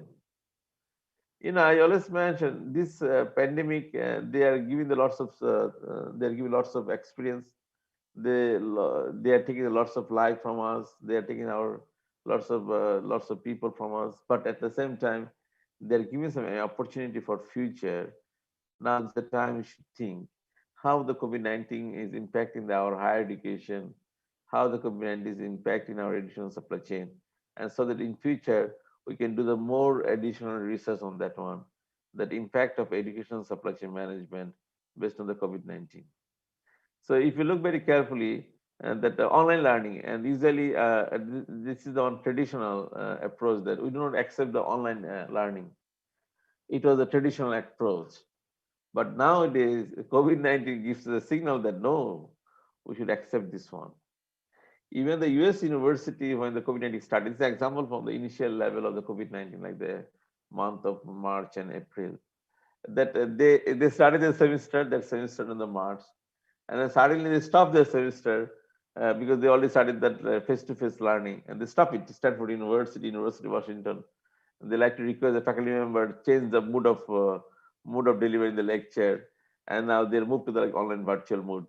As you know, that I'm connected with this University of Texas Arlington, so I was very surprised how they are changing their mood, and they like to focus everywhere how you can make sure that virtual mode rather than the face-to-face mode. And they requested their students not to come to the university anymore. It's better to stay home, and we are going to arrange. I'm talking about the month of the March and April. But now, if you ask at this moment nowadays, suppose now the second wave is going on, and some of them they say it's not the second wave of the coronavirus, the third wave, and the very severe day is coming for us. So now this is a time we cannot stop our education system. We cannot hold our education system for a long time. So we have to think how we can cope up with this one, and that is our ultimate target. So I like to discuss some few issues, challenge, as well as the solution that will be helpful for education supply chain management for near future. And I believe that this is just from my personal observation. I believe we can do the more research on that, so that we can apply near future how we can cope up with the pandemic time if we face this problem again after the 100 years. First of all, you look very carefully. Nowadays, we are facing the one issue is that network issue. The network issue, this is a problem in the Wi-Fi, broadband connection, something like that. I believe that government should take some initiative, or the private sector, they can take some initiative, how they can provide this kind of internet facilities, especially for the students. So that could be the one issue, that how we can do the work in near future, network development. Because what I said, that nowadays we are too much dependent on the internet, but we don't have that kind of infrastructure. Yeah, maybe we can get some this on the different university, but we cannot think that we are not getting 100% network facilities. And our second thing is that that what I said, the disruption, broadband disruption, Wi-Fi disruption, electricity failure. So nowadays we have to think about this, what is the backup, how we can manage it. And then that our students, they are not very familiar with this kind of online education. Even nowadays we are noticing that already Dr. Hendri mentioned that our kids, they're too much smarter than us. They know that how they can use the online platform, how they're taking the lecture in the Zoom, how they're doing the lecture in the Google Meet. We couldn't think like 20 years before, 10 years before. That is our opportunity. We have to think how we can use it for our whole education system. This kind of expertise is better for us. We have to think positive way. Even I noticed that different universities are planning that they like to provide a special mobile data package for their students, and it will come from the private side or the government side, or even the university. They're taking some initiative because it's very important at this moment. It's very important for the students. So that when you deliver the lecture, I think we noticed that there is lots of sound. Somebody they turn on their microphone. It's a very common problem. So we have to learn it. And I would suggest that it's better that we have to give some of the this is some of the initial discussion that for online platform, what we should do, what we cannot do. So they have to know, that we notice that we are delivering the lecture and students, they're taking the lunch and dinner. This is not fair at all. As you know, the face-to-face class, they never take it. But online, they're taking this kind of privilege. But that's not fair in the lecture time. It's a university lecture or something like that. Education institution, you have to follow this one. This is a very important thing, that recorded lecture. I think recording is going on. This is very important nowadays when we have to use an online platform for especially the university students. We have to use a platform recording system, and we have to provide to students. And then there is some question with there. Some of them, they don't want to provide their recording. It's okay, but we have to think, because we have to think the backup. So suddenly one student, he or she couldn't join, but he or she couldn't come to you office. So what is the next option? So you have to think about this one. And you know that earlier when you use the PowerPoint slides, and then during the COVID-19 time, the PowerPoint slides presentation not the same. We have to change it. We have to change based on the student's requirement. So faculty members should give some emphasis on that one. How can they revise that PowerPoint slides for the online platform? And I believe that attendance is another issue. And you know that in the online platform, what happened? There's some students, they just log in, connected, and then when camera is off, if you ask what is the problem, this is the network issue, and then they were sleeping, they're not connected at all. So how we can solve this problem? Even Google Classroom, if you get that Google Classroom by G Suite, they have this kind of option that online attendance system. But again, it's not effective because if they're connected, so that means the attendance will be there. So I again go to the previous method. The manual attendance is better than online attendance. So at least we can judge the student, we can judge the participants. You know that we can create the helpline system, online helpline system, because especially for faculty members. I believe what I said, that those are the faculty members here. We are facing lots of problems during the online lecture. But even I know that there are many universities, even the US university, they provide the training program before starting the online lecture.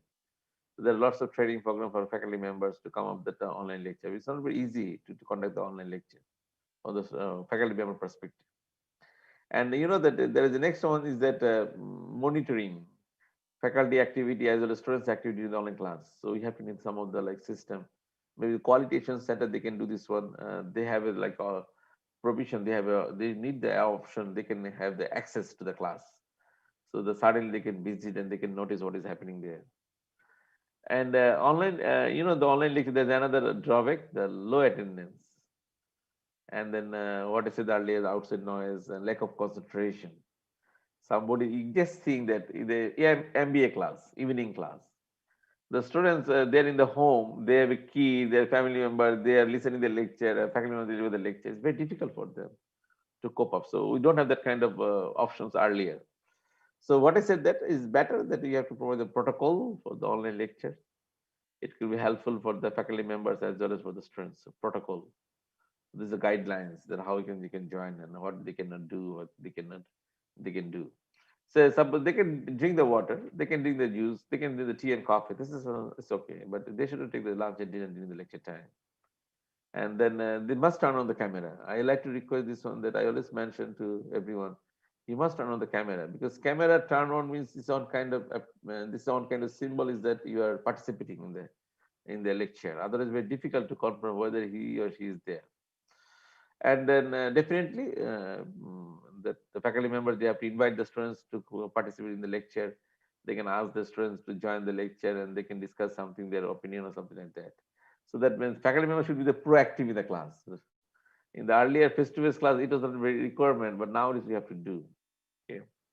And then what I said, that maybe you can reduce the duration of the class.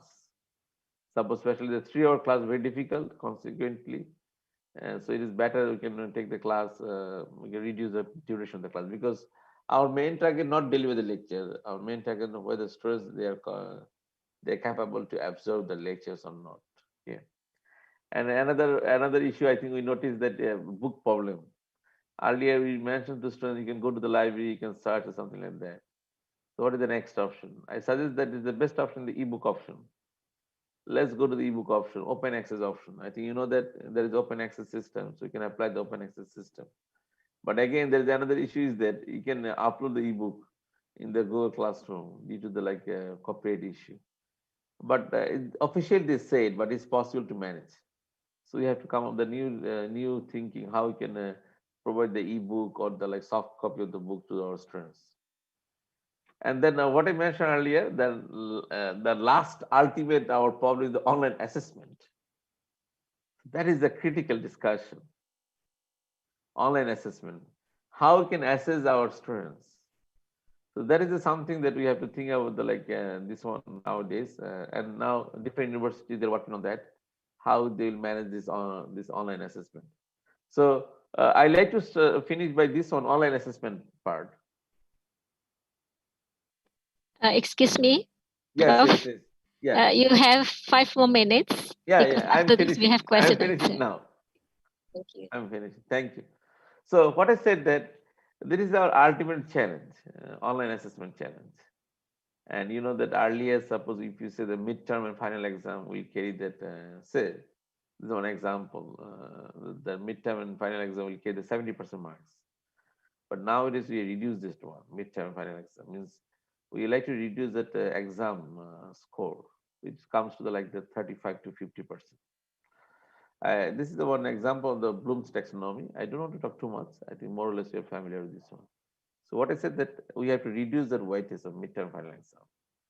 Rather than we have to emphasize on that, what we call it, case studies, assignment, semester project, presentation, short quizzes, something like that. So changing the mood of online assessment.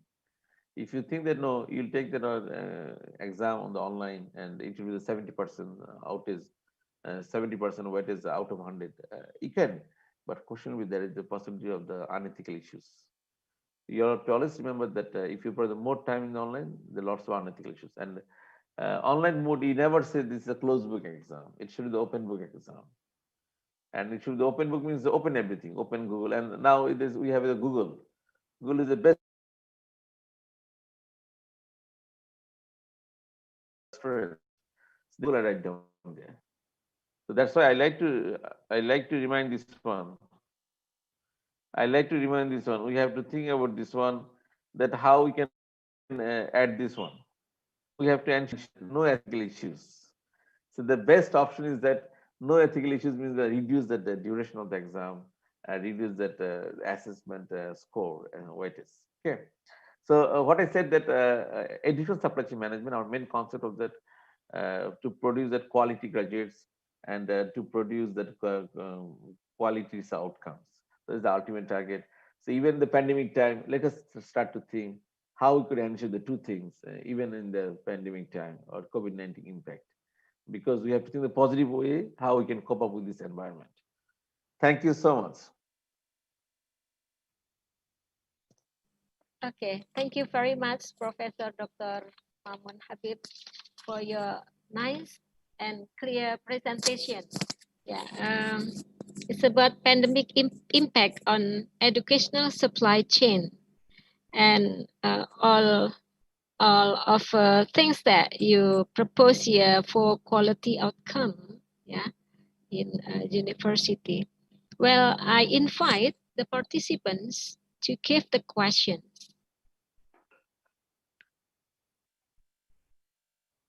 Yes, please.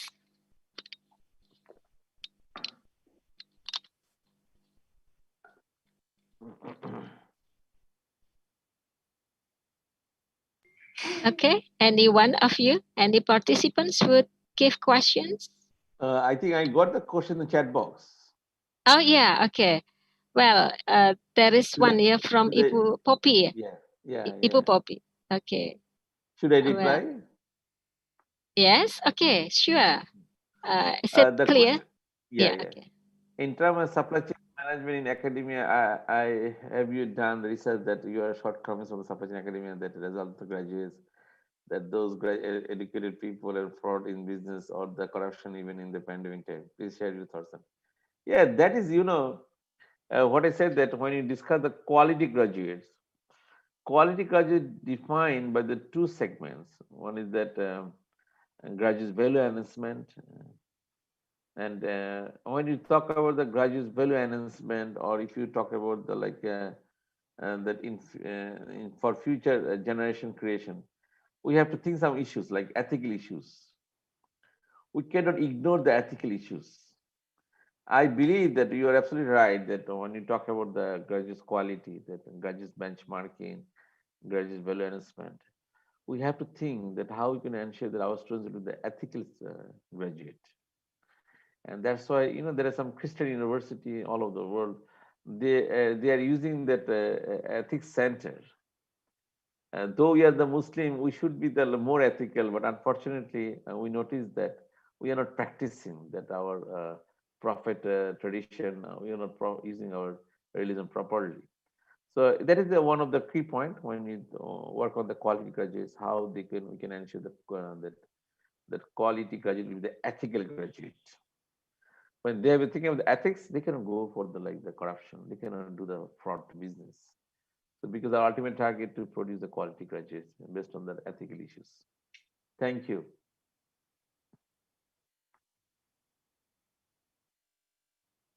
I got another question here, right? Yes.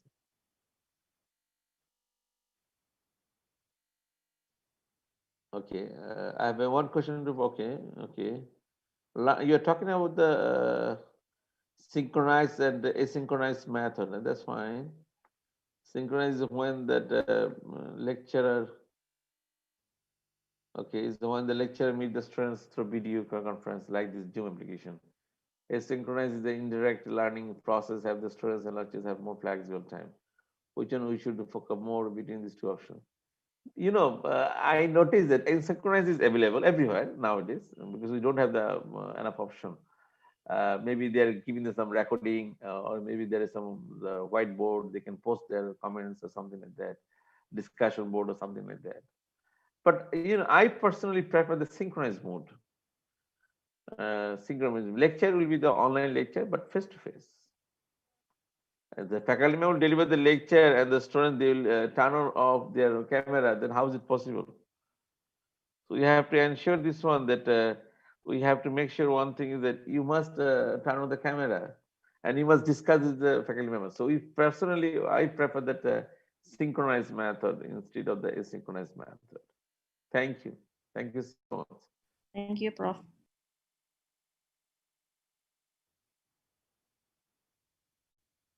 Any other question, please?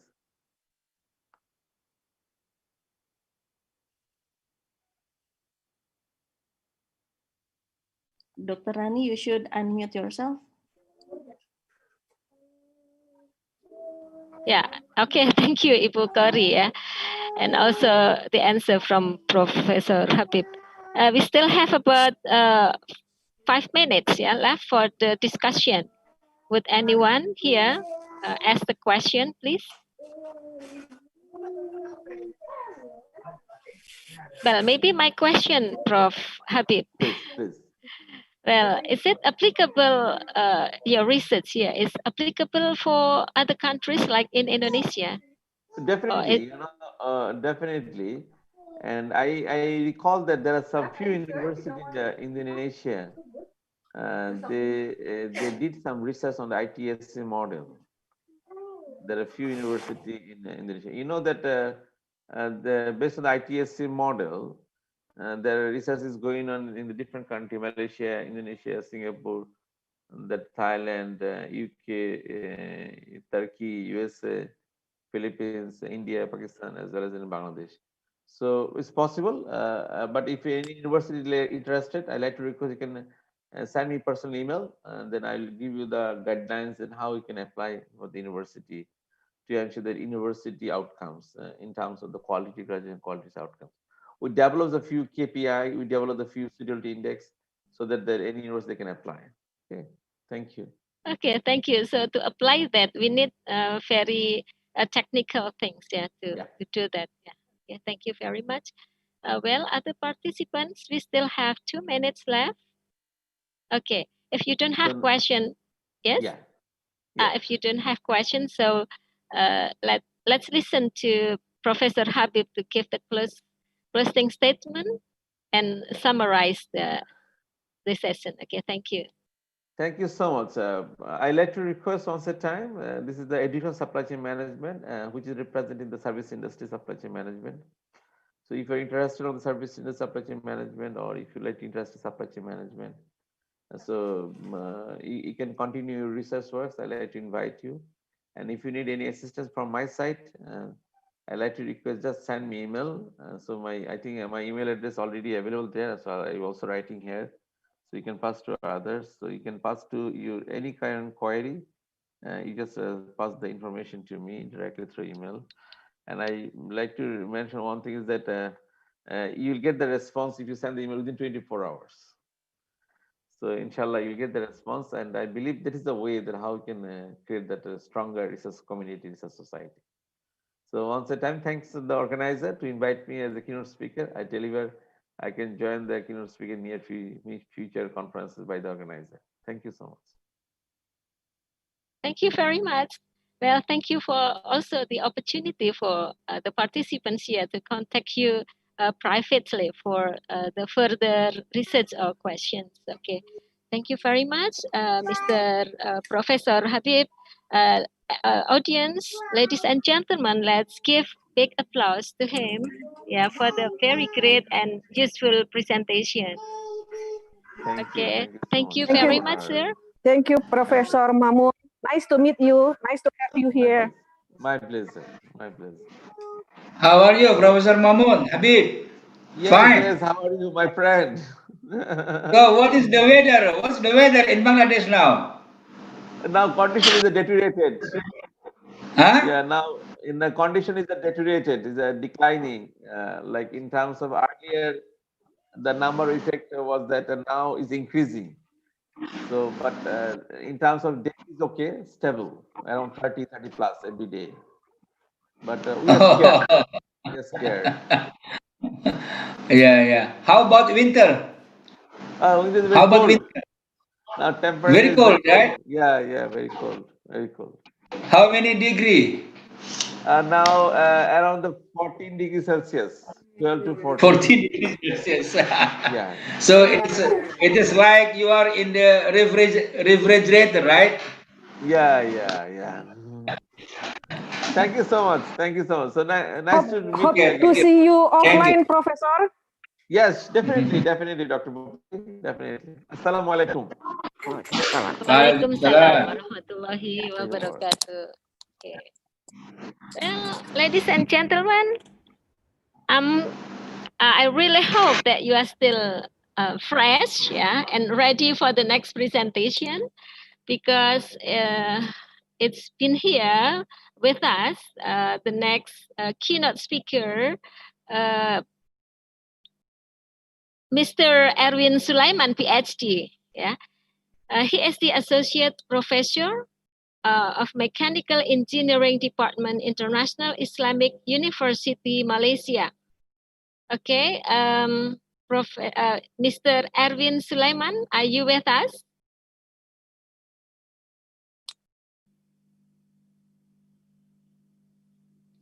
Yeah, excuse me for a minute because okay, Mr. Erwin just has another presentation and he would be with us soon.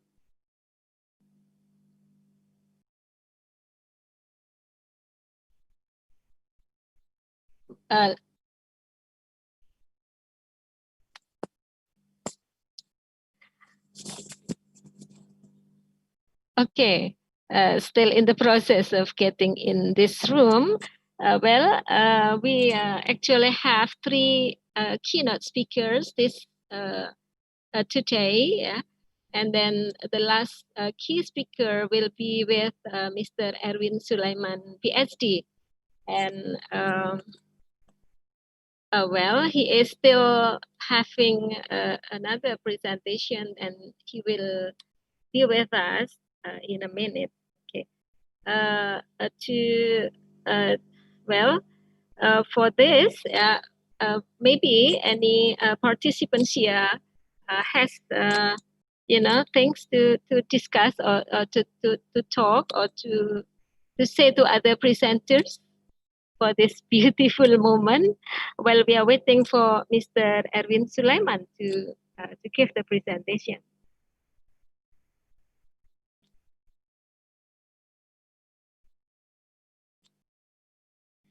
Okay,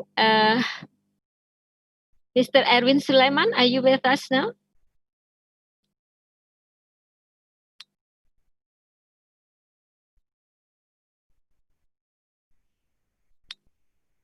Excuse me, Mr. Erwin Sulaiman.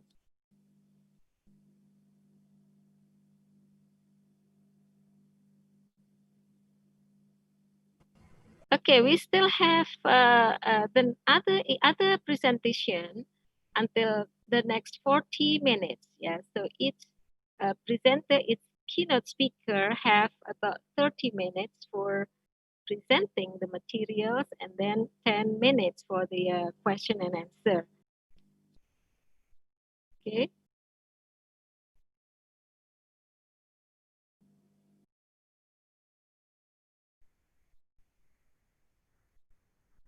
Well, excuse me, are you with us, Mr. Erwin?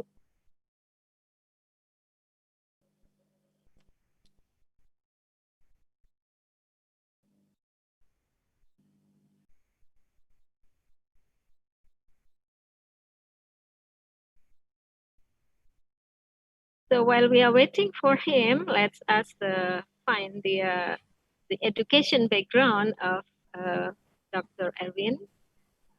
He was graduated from Virginia Polytechnic Institute and State University, Virginia, USA, and then also University of Dayton, Ohio, USA. And he is also graduated. He was also graduated from ITB, Indonesia. Yeah. Excuse me, Yeah. Bapak Erwin. Yeah. Okay. Thank you very Okay. much. Sorry, Well, I use my wife's account because somehow my account cannot enter. okay. Well, Okay. thank you very much. How are Yeah. you, Pak? Alhamdulillah. Yeah, alhamdulillah. Yeah. Okay. So from other presentation to the next presentation here for today. Yeah. Okay, inshallah. Okay. Yeah. Okay. Hopefully you are healthy, yeah, and also happy to give the presentation to Ibnu Khaldun University. Okay. Inshallah. Yeah. Yeah. Okay. Yeah. Thank you. This is Okay. the third keynote speaker, I think, and then you will have about Let me. 30 minutes there for the presentation, and Yeah. there will be 10 minutes for the question and answer. Okay, sure. Okay. Yeah. I have Inshallah. already read your education background. Yeah. And then let me also read some of your experiences here. Yeah. Dr. Erwin here has so many experiences. Yeah. And well, and also publication, like the full-time employee in Indonesian aircraft industry, specialist engineer consultant, project leader, yeah, and at the PTDI structure analysis group of project, yeah, and 219, yeah, project leader also for NMX, yeah, and there are so many, you know, reputation, yeah, and background of publication, etc. That I cannot mention it one by one. Okay. Well, ladies and gentlemen, let's welcome our next keynote speaker, yeah, Professor Dr. Erwin, and then I give the time for Dr. Erwin to give the presentation. Time is yours. Thank you. Yeah. Bismillahirrahmanirrahim. Let me open my. Sorry. Yes. Okay, this is the Zoom meeting. Let me take the screen. So here, I think. I hope that everybody can see the presentation slide. Is that can you see the presentation slide? Yes, sir. Okay, let me upload bigger. Okay.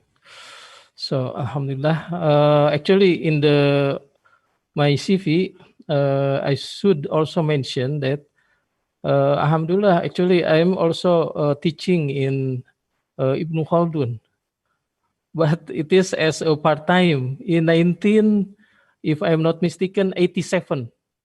In 1987 to I think 2 years. After I graduated from ITB, then there is an opening for part-time to teach in Ibnu Khaldun in civil engineering.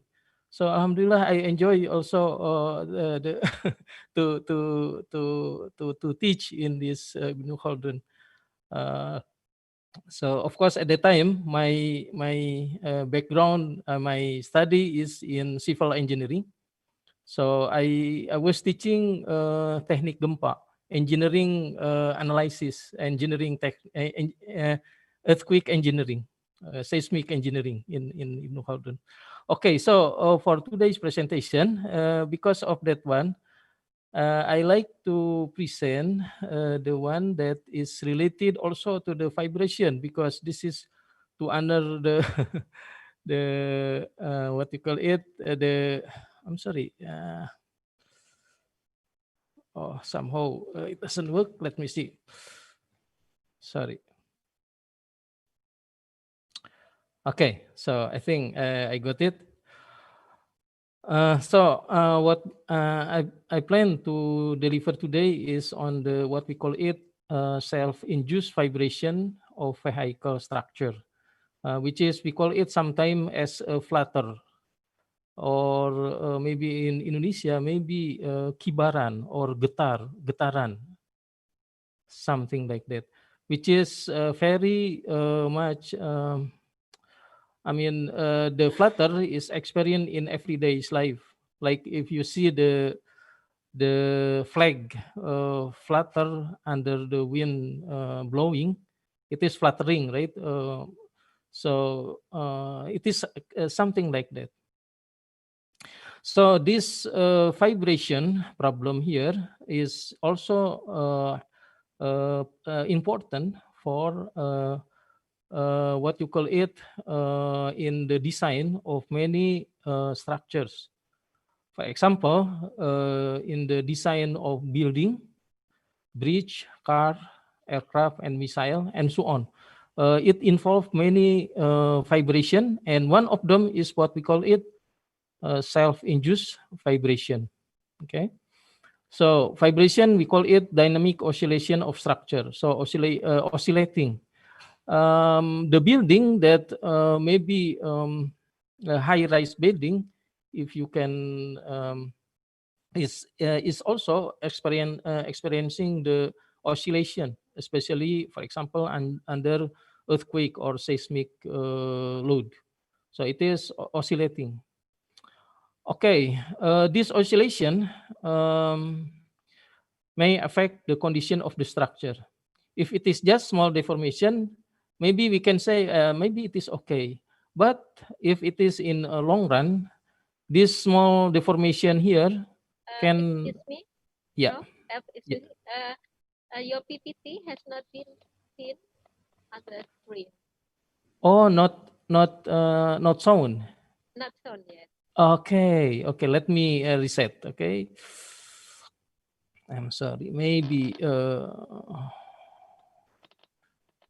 Okay, thank you to let me know because yeah, I think now it's okay, right? Yeah, it's we can already see. Yeah, okay. So the self-induced vibration here is let me, okay, is part of what we call it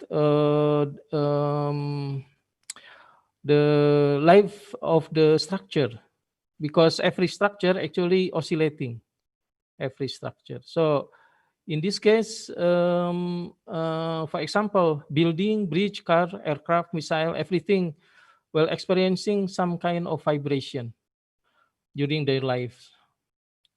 Okay, so oscillation, if it is small deformation, then it can cause fatigue, even though it is small.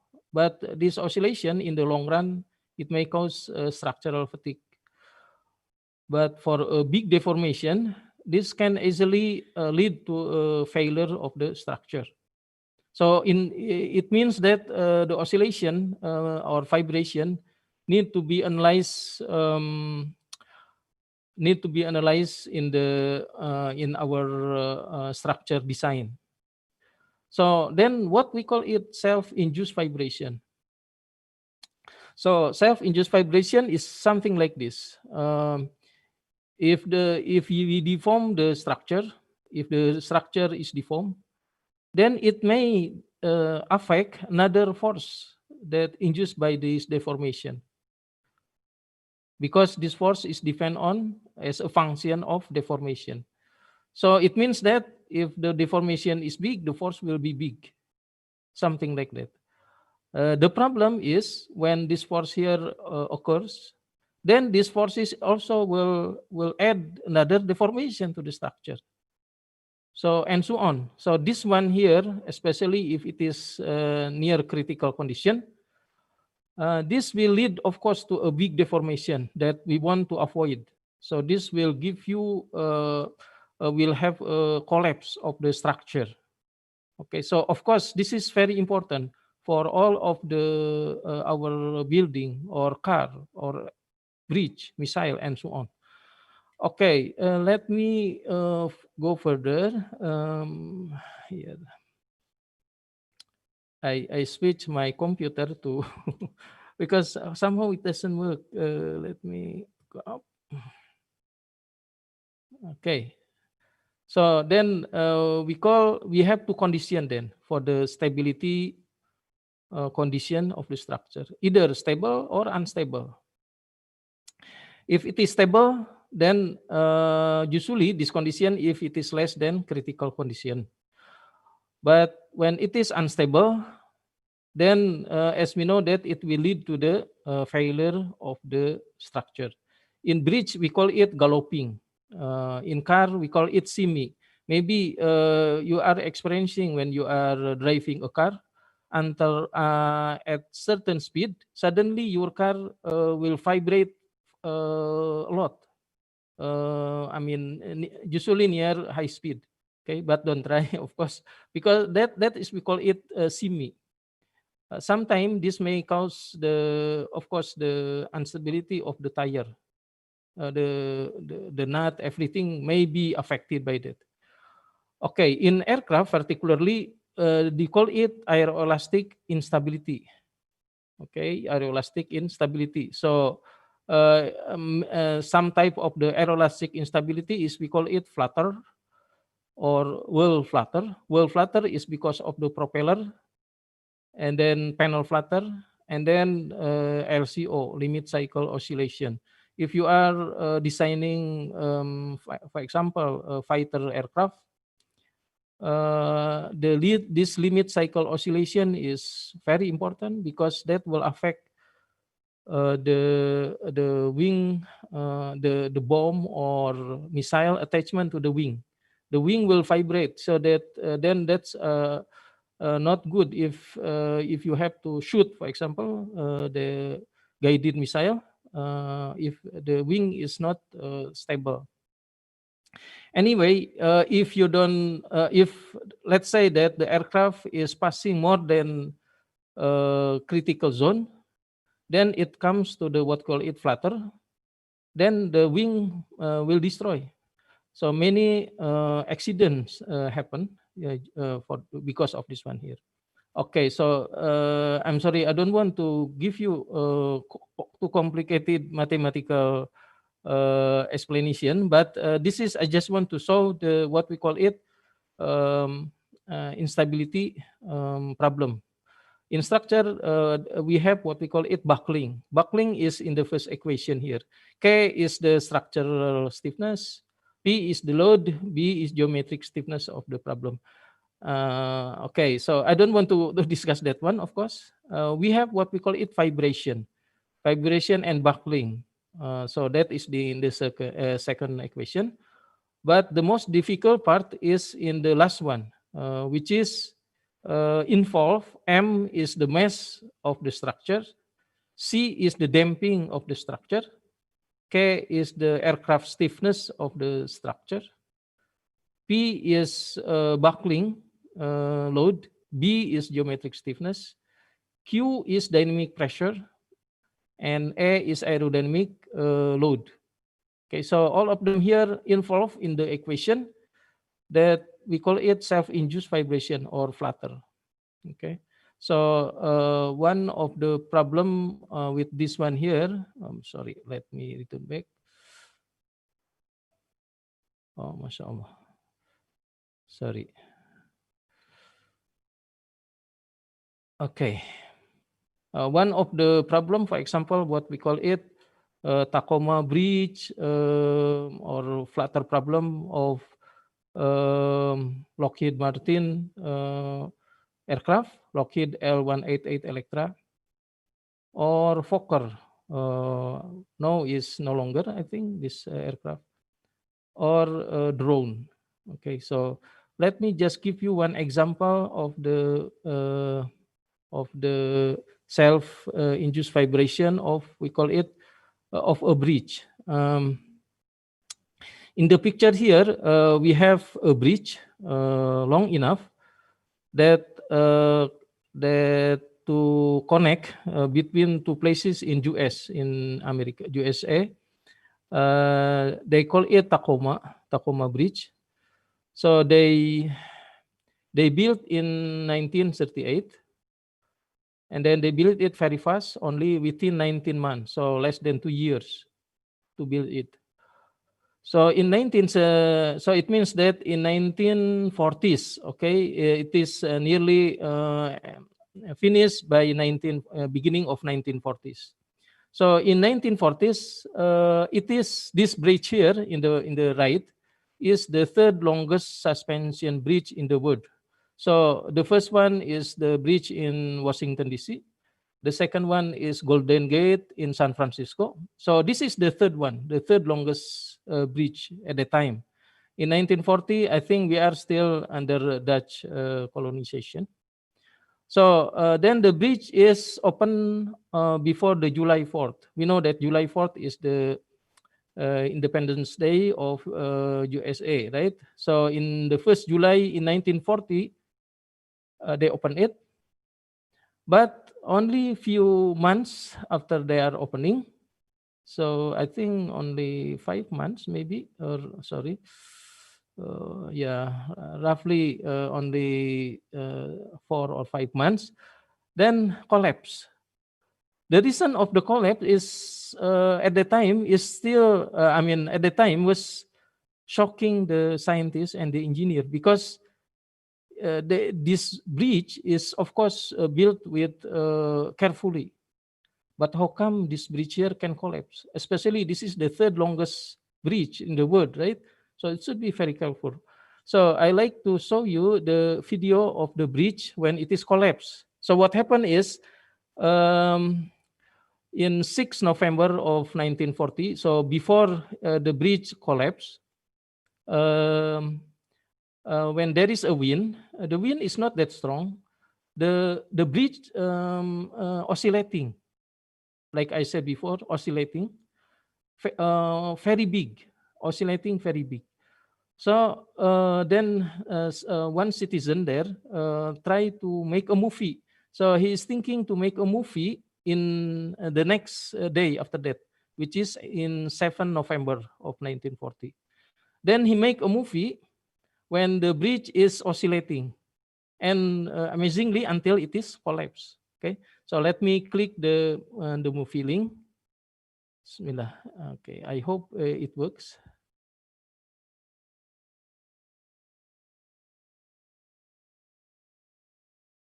Okay, wait a minute. Okay, I think. Okay. Okay.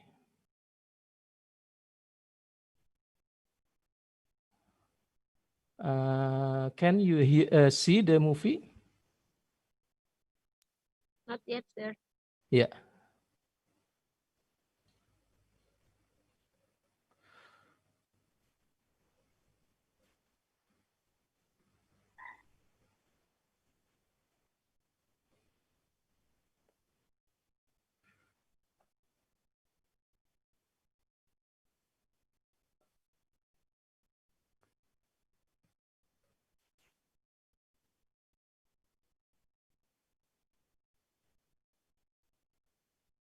So this is an aircraft, NASA Piper, of course, a small aircraft. So you can see in the tail, horizontal tail there. Can you see the deformation of the horizontal tail? This is not acceptable, actually. It should not be happen. And now is the bridge. Yeah. So we haven't seen the video. You didn't see? No. Can you see the video? No. Not, sir. Oh, okay. Let me. I think I need to cross. Sorry.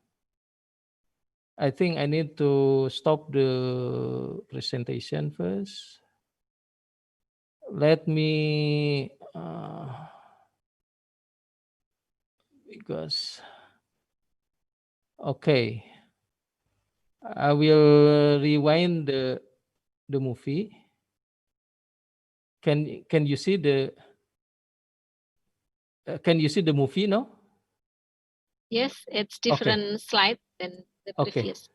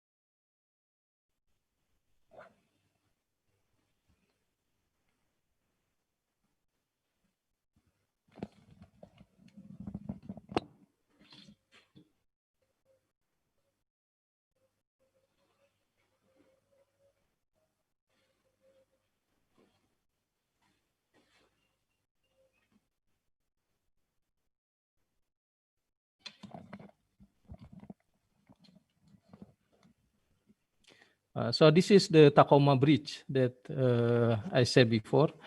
We can compare it with Suramadu Bridge. Yeah. Look at here, the deformation of the bridge, which is the design. They designed it in wrong design. Let's say in that way. You can see that he tried to make a movie. So this is the real one.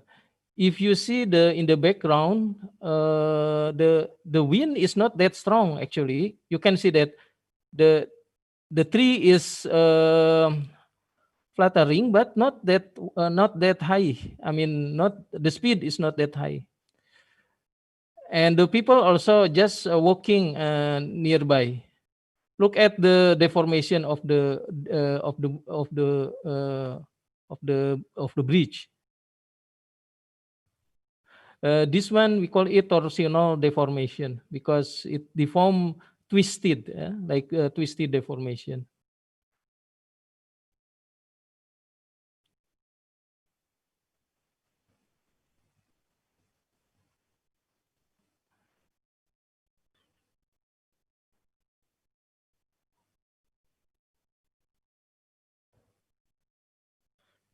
The person here, he left the car because he cannot control it. So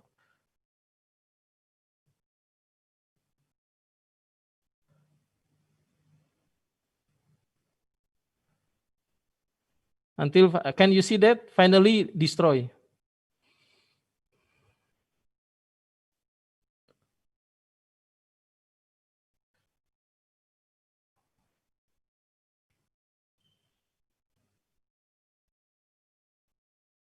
Yeah.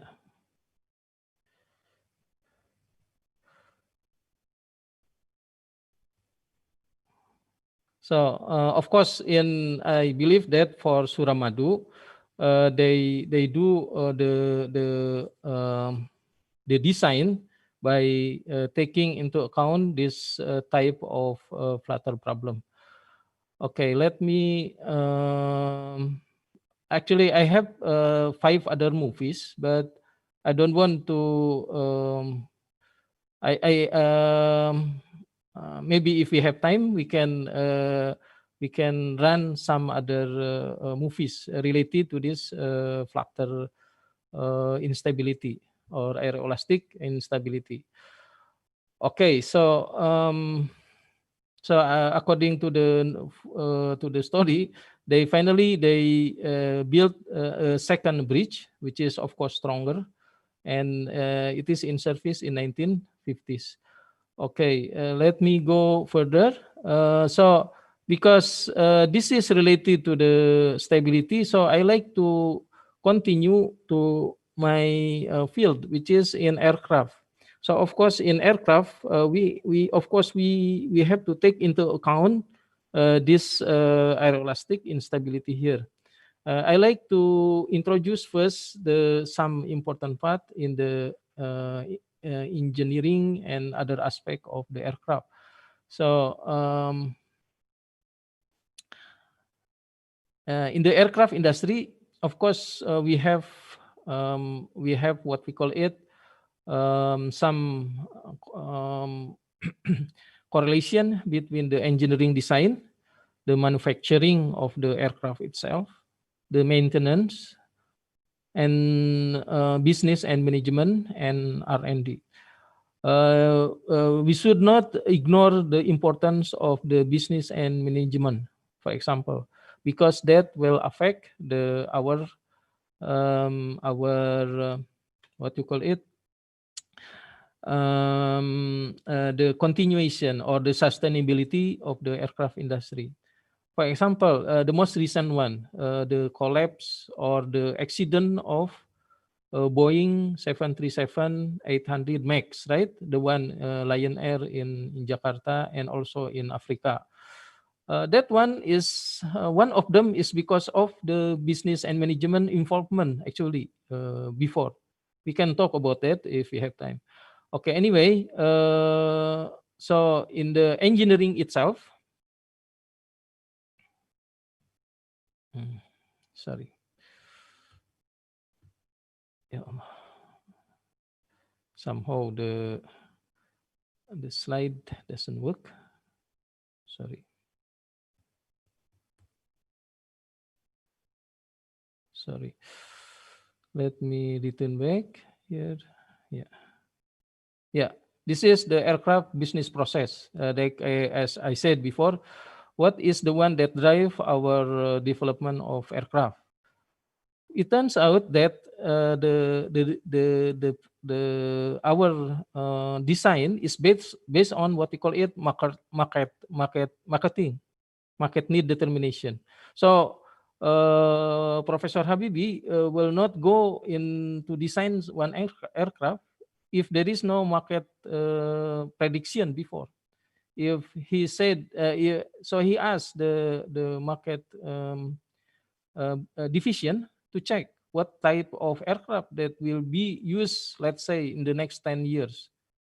So then he decided the type of that aircraft. The reason is because the aircraft design will take longer than 5 years. And also it involves a lot of capital money to go there. Okay, so market need, then it will go to the airplane definition, what type of aircraft, how many passenger, what is the range of the flight range, for example, altitude of the aircraft, and so on. If we have already designed that one, then we go to the engineering itself. So we design it. After, so of course, it will go up to the manufacturing as well as to the customer, because this market need will involve, for example, the airliners like Boeing will check with, for example, with Delta Airlines, with the American Airlines, and so on to see what is their need of the aircraft. Is that faster or longer, or how many passengers, and so on. That is the one that we are involved with the customer support here. And then after that, of course, we'll go to the airplane production. And then it should be approved or checked by the authority. So in this case, in US, usually they call it FAA, right? In Indonesia, now is Direktorat Kelayakan Sertifikasi Udara. I forgot the current one. I'm sorry, but it is under, of course, Menteri Perhubungan, right? Okay, and then this is in Indonesia. Here is the SKO, yeah, in Indonesia. And then the regulation name is CSAR. In USA, we call it FAR, Federal Aviation Regulation. In Europe, we call it CS, and Malaysia, MCAR, and so on. Okay, the type of the design, usually we divide it into several parts. Something like in when for the big aircraft, we use FAR 25 regulation. If it is smaller aircraft, FAR 23. Helicopter is this one. Okay, there are many numbers of the aircraft here. Recently we have UFV, right? Drone. Drone here, surprisingly, almost no regulation except for military. So for military, we use what you call it standard agreement 4671. This is usually used by NATO countries. Okay. So let me see here. This is usually the process of the certification. So usually after we have it, we apply for the type certification. Type certification usually for the design of the aircraft, and then production certification. This is I am referring to Boeing here because it is, but it is similar to also to other slide. This is the slide when from the Boeing actually. Okay, then this is the number of the certificate. There are many certificates that we need to fulfill. For example, if for the CN235, for example, CN235 aircraft, we need to fulfill FAR 25 aircraft standard category airplane. And then FAR 33 for the engine. Even though we don't buy the engine, we don't manufacture the engine should pass the regulation number 33. Emission, just like our car, there is also emission for the aircraft. And then if you use propeller, that should check FAR 35, and the noise, because it should be the noise should be within reasonable limit near, especially the airport. Okay, so now is the aircraft engineering itself. It involves product development, test, certification, and maintenance, of course. In the product development, we have what you call it flight physics, flight structure, flight system. Flight physics under several analysis: aerodynamics, stability control, configuration design, performance, flight structure, and so on. Flight system.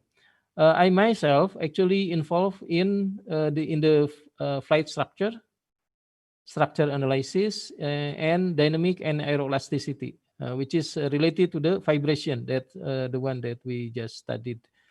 So of course there is another one: fatigue, weight and balance, and so on. In the flight system, you can see that it is involved avionics, propulsion, hydraulic, electrical, flight control, landing gear, and so on. Okay, so these are done by a lot of people in PTDI aircraft in Bandung. During the peak, we have if I'm not mistaken, we have in 16,000 employees there. So we are working in this group, including in the manufacturing, maintenance, and so on. So excuse as me, you can Doctor. See, yeah. Excuse me, you have 5 more minutes for Okay, your sure. presentation. Yeah. Okay, so I think I like to accelerate the flight structure here, aeroelasticity. This already done, the basis. Here is the means of compliance of the aircraft.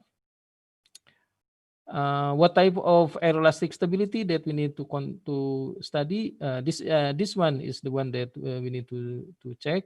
One of them is flutter, which is the one that we just.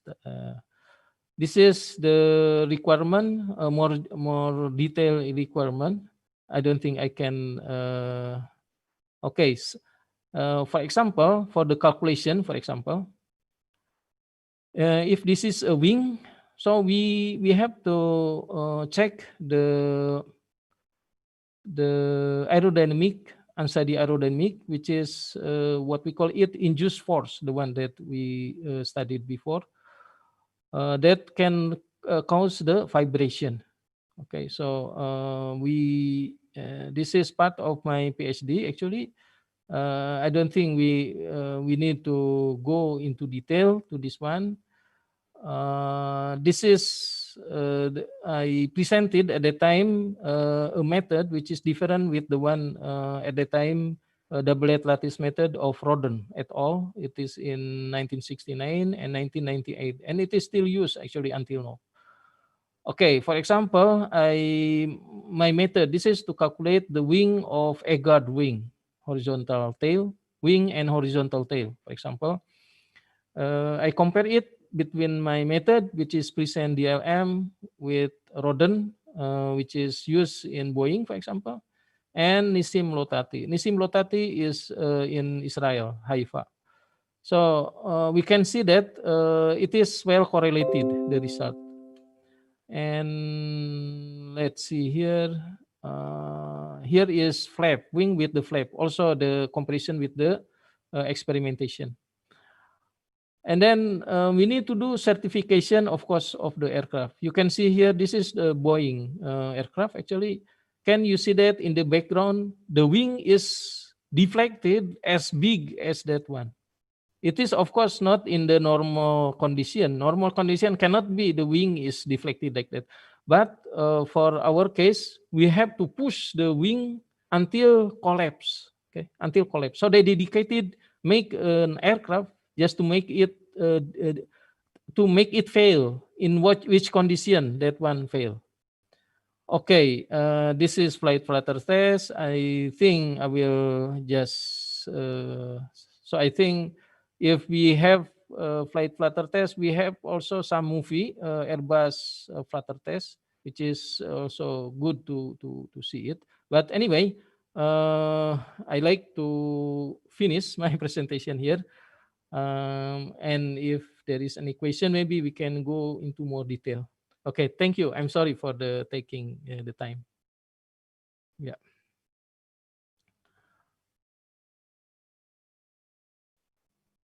Thank you very much, Dr. Erwin. That's Yeah. very wonderful presentation. Yeah. Okay, maybe the for the engineering faculty, could give response to this, or other participants, could give some questions to Dr. Erwin. Okay, anyone of you? Excuse me, the participant.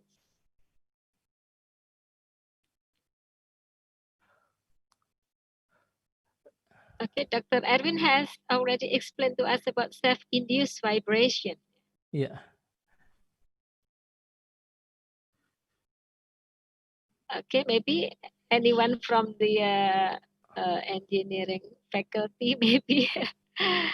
Well, because I understand that the topic is actually a bit unusual. In Indonesia, we have usually the one who are familiar, maybe from penerbangan, yeah, aerospace engineering or mechanical engineering. I But see. Okay. Of course, not everybody knows about this type of problem. Yeah. Okay, if while we are waiting for other participants to give questions, maybe I have simple questions for you.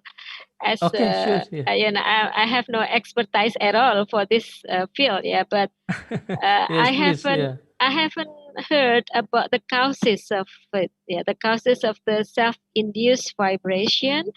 And can it happen to a small structure like a house? Yeah, because you give the example of a bridge and big structure, but how about small one? Yeah, so we can anticipate it because we know the causes. Okay, thank you. Yeah, thank you. Good question. So I think in the presentation, I show you a formula, right, related between the structure stiffness and the load. So related to your question, usually flutter is for a flexible structure. It means that for a high-rise building, so let's say more, higher than I think 40 floors, 40 tingkat. If it is higher than that one, most likely you need to check the influence of the wind to the building. because at that time the building is actually oscillating, but maybe you didn't see it because it is small. Okay, so of course the aircraft, for example, the aircraft is very flexible to the load, so that may happen. For bridge, for example, if it is a small bridge, of course not. I don't think we will have a flutter problem. But if it is very long bridge, something like Suramadu Bridge, right? It may happen. So of course the engineering will need to take care of it, so that the design is safe for the user of the aircraft. So that is the basic thing here. Is actually my job is to make sure that my design is safe, and we need to prove it. So one of the requirement, for example, from the authority is, for example, let's say to N219, the one that PTDI just recently designed it, N219 aircraft. So they have to do the test in Samudra Hindia. So they need to fly the aircraft as much as fast as possible. We call it cruise speed. Cruise speed meaning the highest possible speed of the aircraft in the operation. If you have a car, for example, in the odometer, on the speedometer of your car, there is a maximum limit of your car. For example, 200 km per hour of your car. So that is what we call it cruise speed. So the cruise speed of your car is 200, for example. So in the design of the aircraft, the authority will ask you when it is flying. Okay, for example, in 20,000 feet, when it is flying in the 20,000 feet or 40,000 feet, the aircraft should go to the maximum cruise speed, which is 200 km per hour. Let's say 200 km per hour. Actually, more than that, of course, 5 times higher than that, or 10. And then after that, they will ask the aircraft to go down, dive until 25% of the VC. It means that until the speed of 250. Let's say if it is in the car, you push your engine until 200 km per hour, and then after that go dive. I mean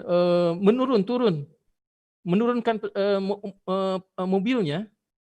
So you increase the speed, you push the engine and go down until 25%. If there is nothing happen, then you are safe. So they ask you to do in that way. So very dangerous experimentation. So flutter, we call it flight flutter test, FFT. So that is the most dangerous flutter test among other maneuver of the aircraft. Very dangerous. So that's why need to calculate carefully, because the stake, I mean, the pilot is still there, mechanics is there in the aircraft. Of course, there is no passenger to do the experimentation. Like I myself, actually, when I was in PTDI, it happens that I have to check something to use a helicopter, for example. I enter the helicopter, and then we go up, and then they perform some kind of maneuver of the aircraft, of the helicopter, right? Until in one point, in the one altitude, there is something that we need to check. The pilot turn off the engine. So of course the helicopter will stop, the blade stop. So the helicopter will go down rapidly like this. I was shocked because to see the ground approaching. And then after some point, the pilot turn on again. And alhamdulillah, the helicopter blade operating. Otherwise, I will not be here, of course. But this one here is just to say that in the design of the aircraft, we do it in any possible dangerous maneuver, including that flutter test. So we fly actually beyond the speed of the operational speed. That is because the passenger just go until VC only, cruise speed only. Okay, it will not go until dive speed. So anyway, that is the design. The structure is strong enough, 25% more than the maximum cruise speed. So actually, you can still go a little bit faster than that one, but of course, don't try because it is there is a safety factor. So the safety factor in that problem 1.25 multiplied by 1.15 actually for the flutter. So I hope that answer your question. So don't worry if your building or your structure is not is strong enough or is small, there will be no problem of flutter. But if you are in a high-rise building, for example, Al Buruj in UAE, right? Yes, of course, they will have this kind of design. In Jakarta, we like to build a high-rise building. So they do the wind tunnel test of that building, as far as I know, in UK, I think, to check the influence of the wind on that type of the structure. Yeah, I hope that answer your question. Yeah. Okay, thank you very much, Dr. Erwin. Now, I should not be worried about staying in this building, yeah, because sometimes it's vibrating. I'm Really? now on the third floor, on the third floor, Third because floor is it's okay just lah. near the flyover, yeah. So yeah, I don't know because of the road, So yeah, and yeah, actually yes. There is some. There should be some analysis. I myself actually civil engineering before, so I usually I impose the design based on the earthquake zone or wind problem. A good design should not give you a very big deformation or vibration. There should not be, including in the earthquake, for example. They should not shake you too much, so that the occupant should be still safe to stay there. The design should be like that.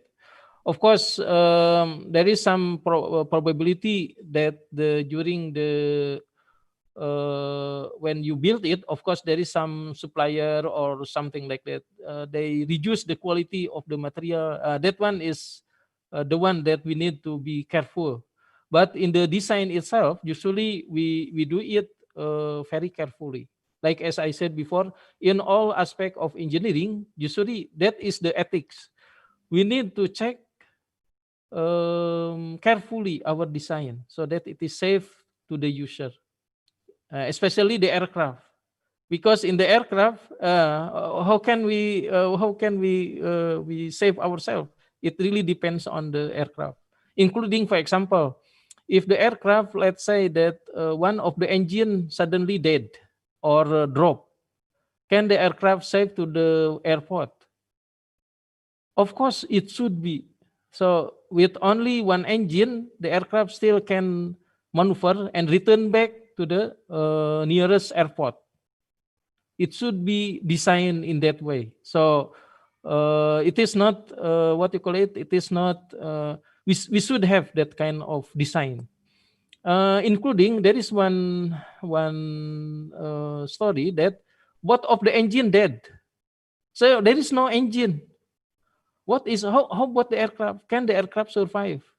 Yes, we still can survive because the aircraft has what you call it ram air turbine. So ram air turbine meaning that when we have that kind of problem, there is a small propeller that open very small, That propeller is only to supply the electricity to the control surface, to the aileron, flap, rudder, so that the aircraft still can glide and go to the nearest airport. Okay, so it is designed in that way, including when you are ditching. Ditching is if the aircraft should landing in water, in ocean, for example. We have the design in that way. So the aircraft will go, for example, landing in the water. According to the requirement, there should be some time for all the occupant, the passengers, to go out from the water, from the aircraft to the water. Until I forgot the time because it should be tested. So after they land in the water, then the aircraft will go down, tenggelam. But before it is not immediately tenggelam, yeah. The design will be like this. So the aircraft will go in what you call it. It will stay for some minutes until all the passenger can go out by using the opening, the door. So until all of them, then the aircraft can go down after that. So the issue is the passengers actually, all the occupants. Yeah. Well, They thank you check it. very Yeah, much. they check it. Yeah. Yeah. That's very, something new information, yeah, for me especially, and also maybe for other participants here, yeah. Okay, because we are coming from different background, yeah, economics, Yeah, sure. education, Yeah. laws, yeah, and then your information about aircraft and anything related to the self-induced vibration here is very important for us, yeah, as Okay. the Sure, okay, sure. My pleasure yeah. to share. Yeah, my pleasure Yeah, to share thank my experience. you. Yeah. Thank you very Thank you. much. And maybe it will trigger off us, yeah, to study more about this, yeah, to know more about this, yeah, for our Knowledge. convenient Yeah. when we Yeah. are Yeah. we are Yeah, having sure, sure, sure. journey My of pleasure. Yeah, yeah, yeah. staying Especially for the staying in Ibnu a Khaldun building. because I am the Yeah. alma mater of Ibnu Khaldun. Yeah, okay, Alhamdulillah. Yeah, Yeah. okay. Well, no other question from other participants? Okay, thank you very much, Dr. Erwin, for a very useful presentation and great presentation. And I invite you to give one closing statement. Okay, for our meeting today. Maybe you would like to say something to participants to close this session. Yeah, alhamdulillah. So, engineering is part of the knowledge. So, so of course, we need to have the good niyyah for this engineering. Engineering can be used for destruction, but also can be used for the safety of the user. So of course, this is just like what you call it, pisau, yeah. Can be used to other purpose, but of course in this case our engineering is for our safety of the vehicle or building that we design it. So one of the aspect that we need to consider is flutter, which is fluid structure interaction, which the reason is because this vibration here can destroy the structure, which is very important to be considered before we release it to the public. Okay, I think just that is my closing statement. Thank you. Yeah. Okay. Thank you, Dr. Erwin. May we meet again in other occasion. Insyaallah. Okay, Okay, insyaallah. dear other participants, let's give our big applause to Dr. Erwin, yeah? Okay, Thank thank you. you Yeah. very much. Yeah. Okay. Well, this is the end of the sessions, audience. And then the next will be other program, yeah? So it will be conducted by the organizer, yeah, okay. The committee, please, please join us, yeah, in this forum. And I myself, Nani Retnawati, I'm so sorry for my mistakes and my weaknesses in conducting the 3 sessions of great presentation for today. Thank you very much. Thank you. Wassalamualaikum warahmatullahi wabarakatuh. Waalaikumsalam warahmatullahi wabarakatuh.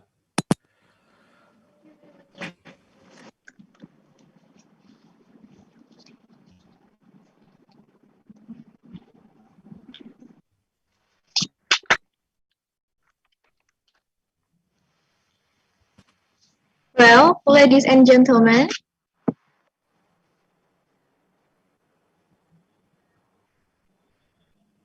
I would like to continue this agenda. Assalamualaikum warahmatullahi wabarakatuh. Welcome back with me, Master of Ceremony. My name is Nahariah Sadia. So now I would like to give announcement for all of the presenters. If you haven't submitted your full paper, you can submit into your account. The second is, if you haven't submitted the proof of the payment, you can submit into your account. The third, the review will be announced after a week by the committee. The fourth, submit the ID video to your account to get certificate. And I would like to tell the step for video presentation discussion. The rules are, for the first, you have to log in through the author account in the system. The second is select the video, tap the video on which you want to comment. To leave comments can be done in 2 ways. The first is select the video direct link at the bottom of the video to leave a comments in the YouTube chat column. The second, click the Q&A forum at the bottom of the video, then write your comments. Submit your question. If you have already written a comment, you can choose another video if you will ask question. And the last announcement, the template of IOP or AP, American Atlantic pairs, will be told after a week reviewing. Well, ladies and gentlemen, I hope that you all can keep your energy to join the next agenda because we still have one session at 1 o'clock. For all of the presenters, you have to join to the parallel room at 1 o'clock. The ID and the password of each room have announced on Telegram group. In each room has different moderator and PIC. For room 1, the PIC and the moderator is Siti Rahmi Mutia and me myself, Nur Khofifah Sa'dia. The second room, there are PIC and moderator Fia Nandiana and Muhammad Raihan Aulia. The third room will be held by PIC and moderator Fatmah Mawarni and Fidini Peparing Maului. And the last room, for room 4, the PIC and the moderator will be held by Muhammad Rifki Rifiansyah and Lilis Lisdawati. Finally, our meeting for the first session and the second session has finished. We are just waiting for the third session. Hopefully, the first session and the second session can give good knowledge for everyone who has joined the sessions. Amin. After I close this session, you all can leave this room and get ready for the next session at 1 o'clock. As the master of ceremony here, I do apologize for all of my mistakes. The perfectness comes from Allah Subhanahu wa Ta'ala and the likeness comes from myself. The last I say, wabillahi taufiq wal hidayah, wassalamualaikum warahmatullahi wabarakatuh. Waalaikumsalam warahmatullahi wabarakatuh. Keren sih kalau Hifah tuh berani. For all of the participants here, you can leave this room and join the next room at 1 o'clock. Jangan dulu. Kalau kita matiin, mati semua. Biar out sendiri.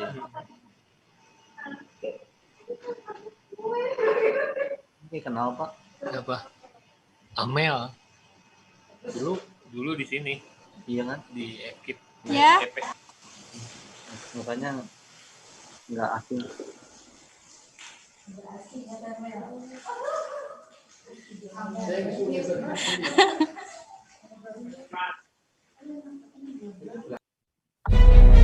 Kota Bogor, di tengah segala perkembangan dan aktivitasnya, tidak pernah luput dari keasrian dan keindahan kotanya. Terlebih lagi dari nilai sejarah dan perjuangannya. Mencerdaskan kehidupan bangsa adalah salah satu bentuk perjuangan terbesar dan cita-cita mulia yang diwariskan oleh para pendahulu negeri ini sebagai buah dari kemerdekaan yang diamanatkan oleh Allah Subhanahu wa Ta'ala kepada Indonesia. Terinspirasi dari nama besar seorang ulama dan ilmuwan Islam Ibnu Khaldun yang hidup pada abad ke-14 Masehi. Ibnu Khaldun dikenal sebagai seorang sosiolog dan sejarawan yang tiada tandingan di zamannya. Atas kebesaran jiwa dan baktinya kepada pendidikan dan syiar Islam, maka Universitas Ibnu Khaldun mengabadikan nama besar itu dan menjadikannya sebagai semangat dari perpaduan antara perjuangan, pendidikan, dan syiar Islam. Assalamualaikum warahmatullahi wabarakatuh. Bismillah, alhamdulillah, wassalatu wassalamu ala rasulillah wa ala alihi wa sahbihi wa mawalah wa la hawla wa la quwata illa billah. Universitas Ibnu Khaldun Bogor sejak tahun 1984 telah mencanangkan sebuah gagasan dalam bentuk konsepsi maupun praktis, yaitu gagasan ISK, Islam Science dan Kampus. Kenapa ada istilah Islam Science? Oleh karena kita berharap sains yang dikembangkan dimanapun juga adalah sains yang berpihak, sains yang menghantarkan manusia-manusia, para cendekiawan, para alumni berbagai macam fakultas apapun, semakin dekat keimanannya, semakin kuat ketauhidannya, semakin makrifat pada Allah Subhanahu wa Ta'ala, semakin banyak sujud, semakin taat, semakin kuat untuk melaksanakan perintah Allah Subhanahu wa Ta'ala dan menjauhi apa yang dilarangnya.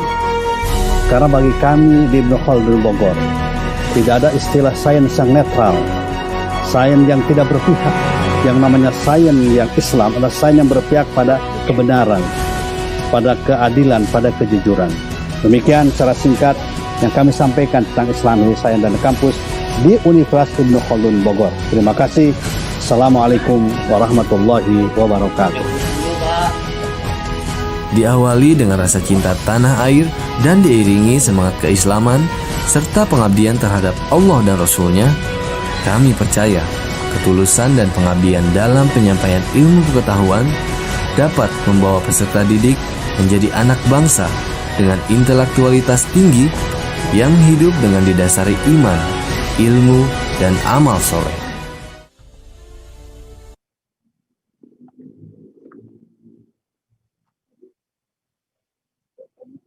Ini tuh, jangan dimatiin.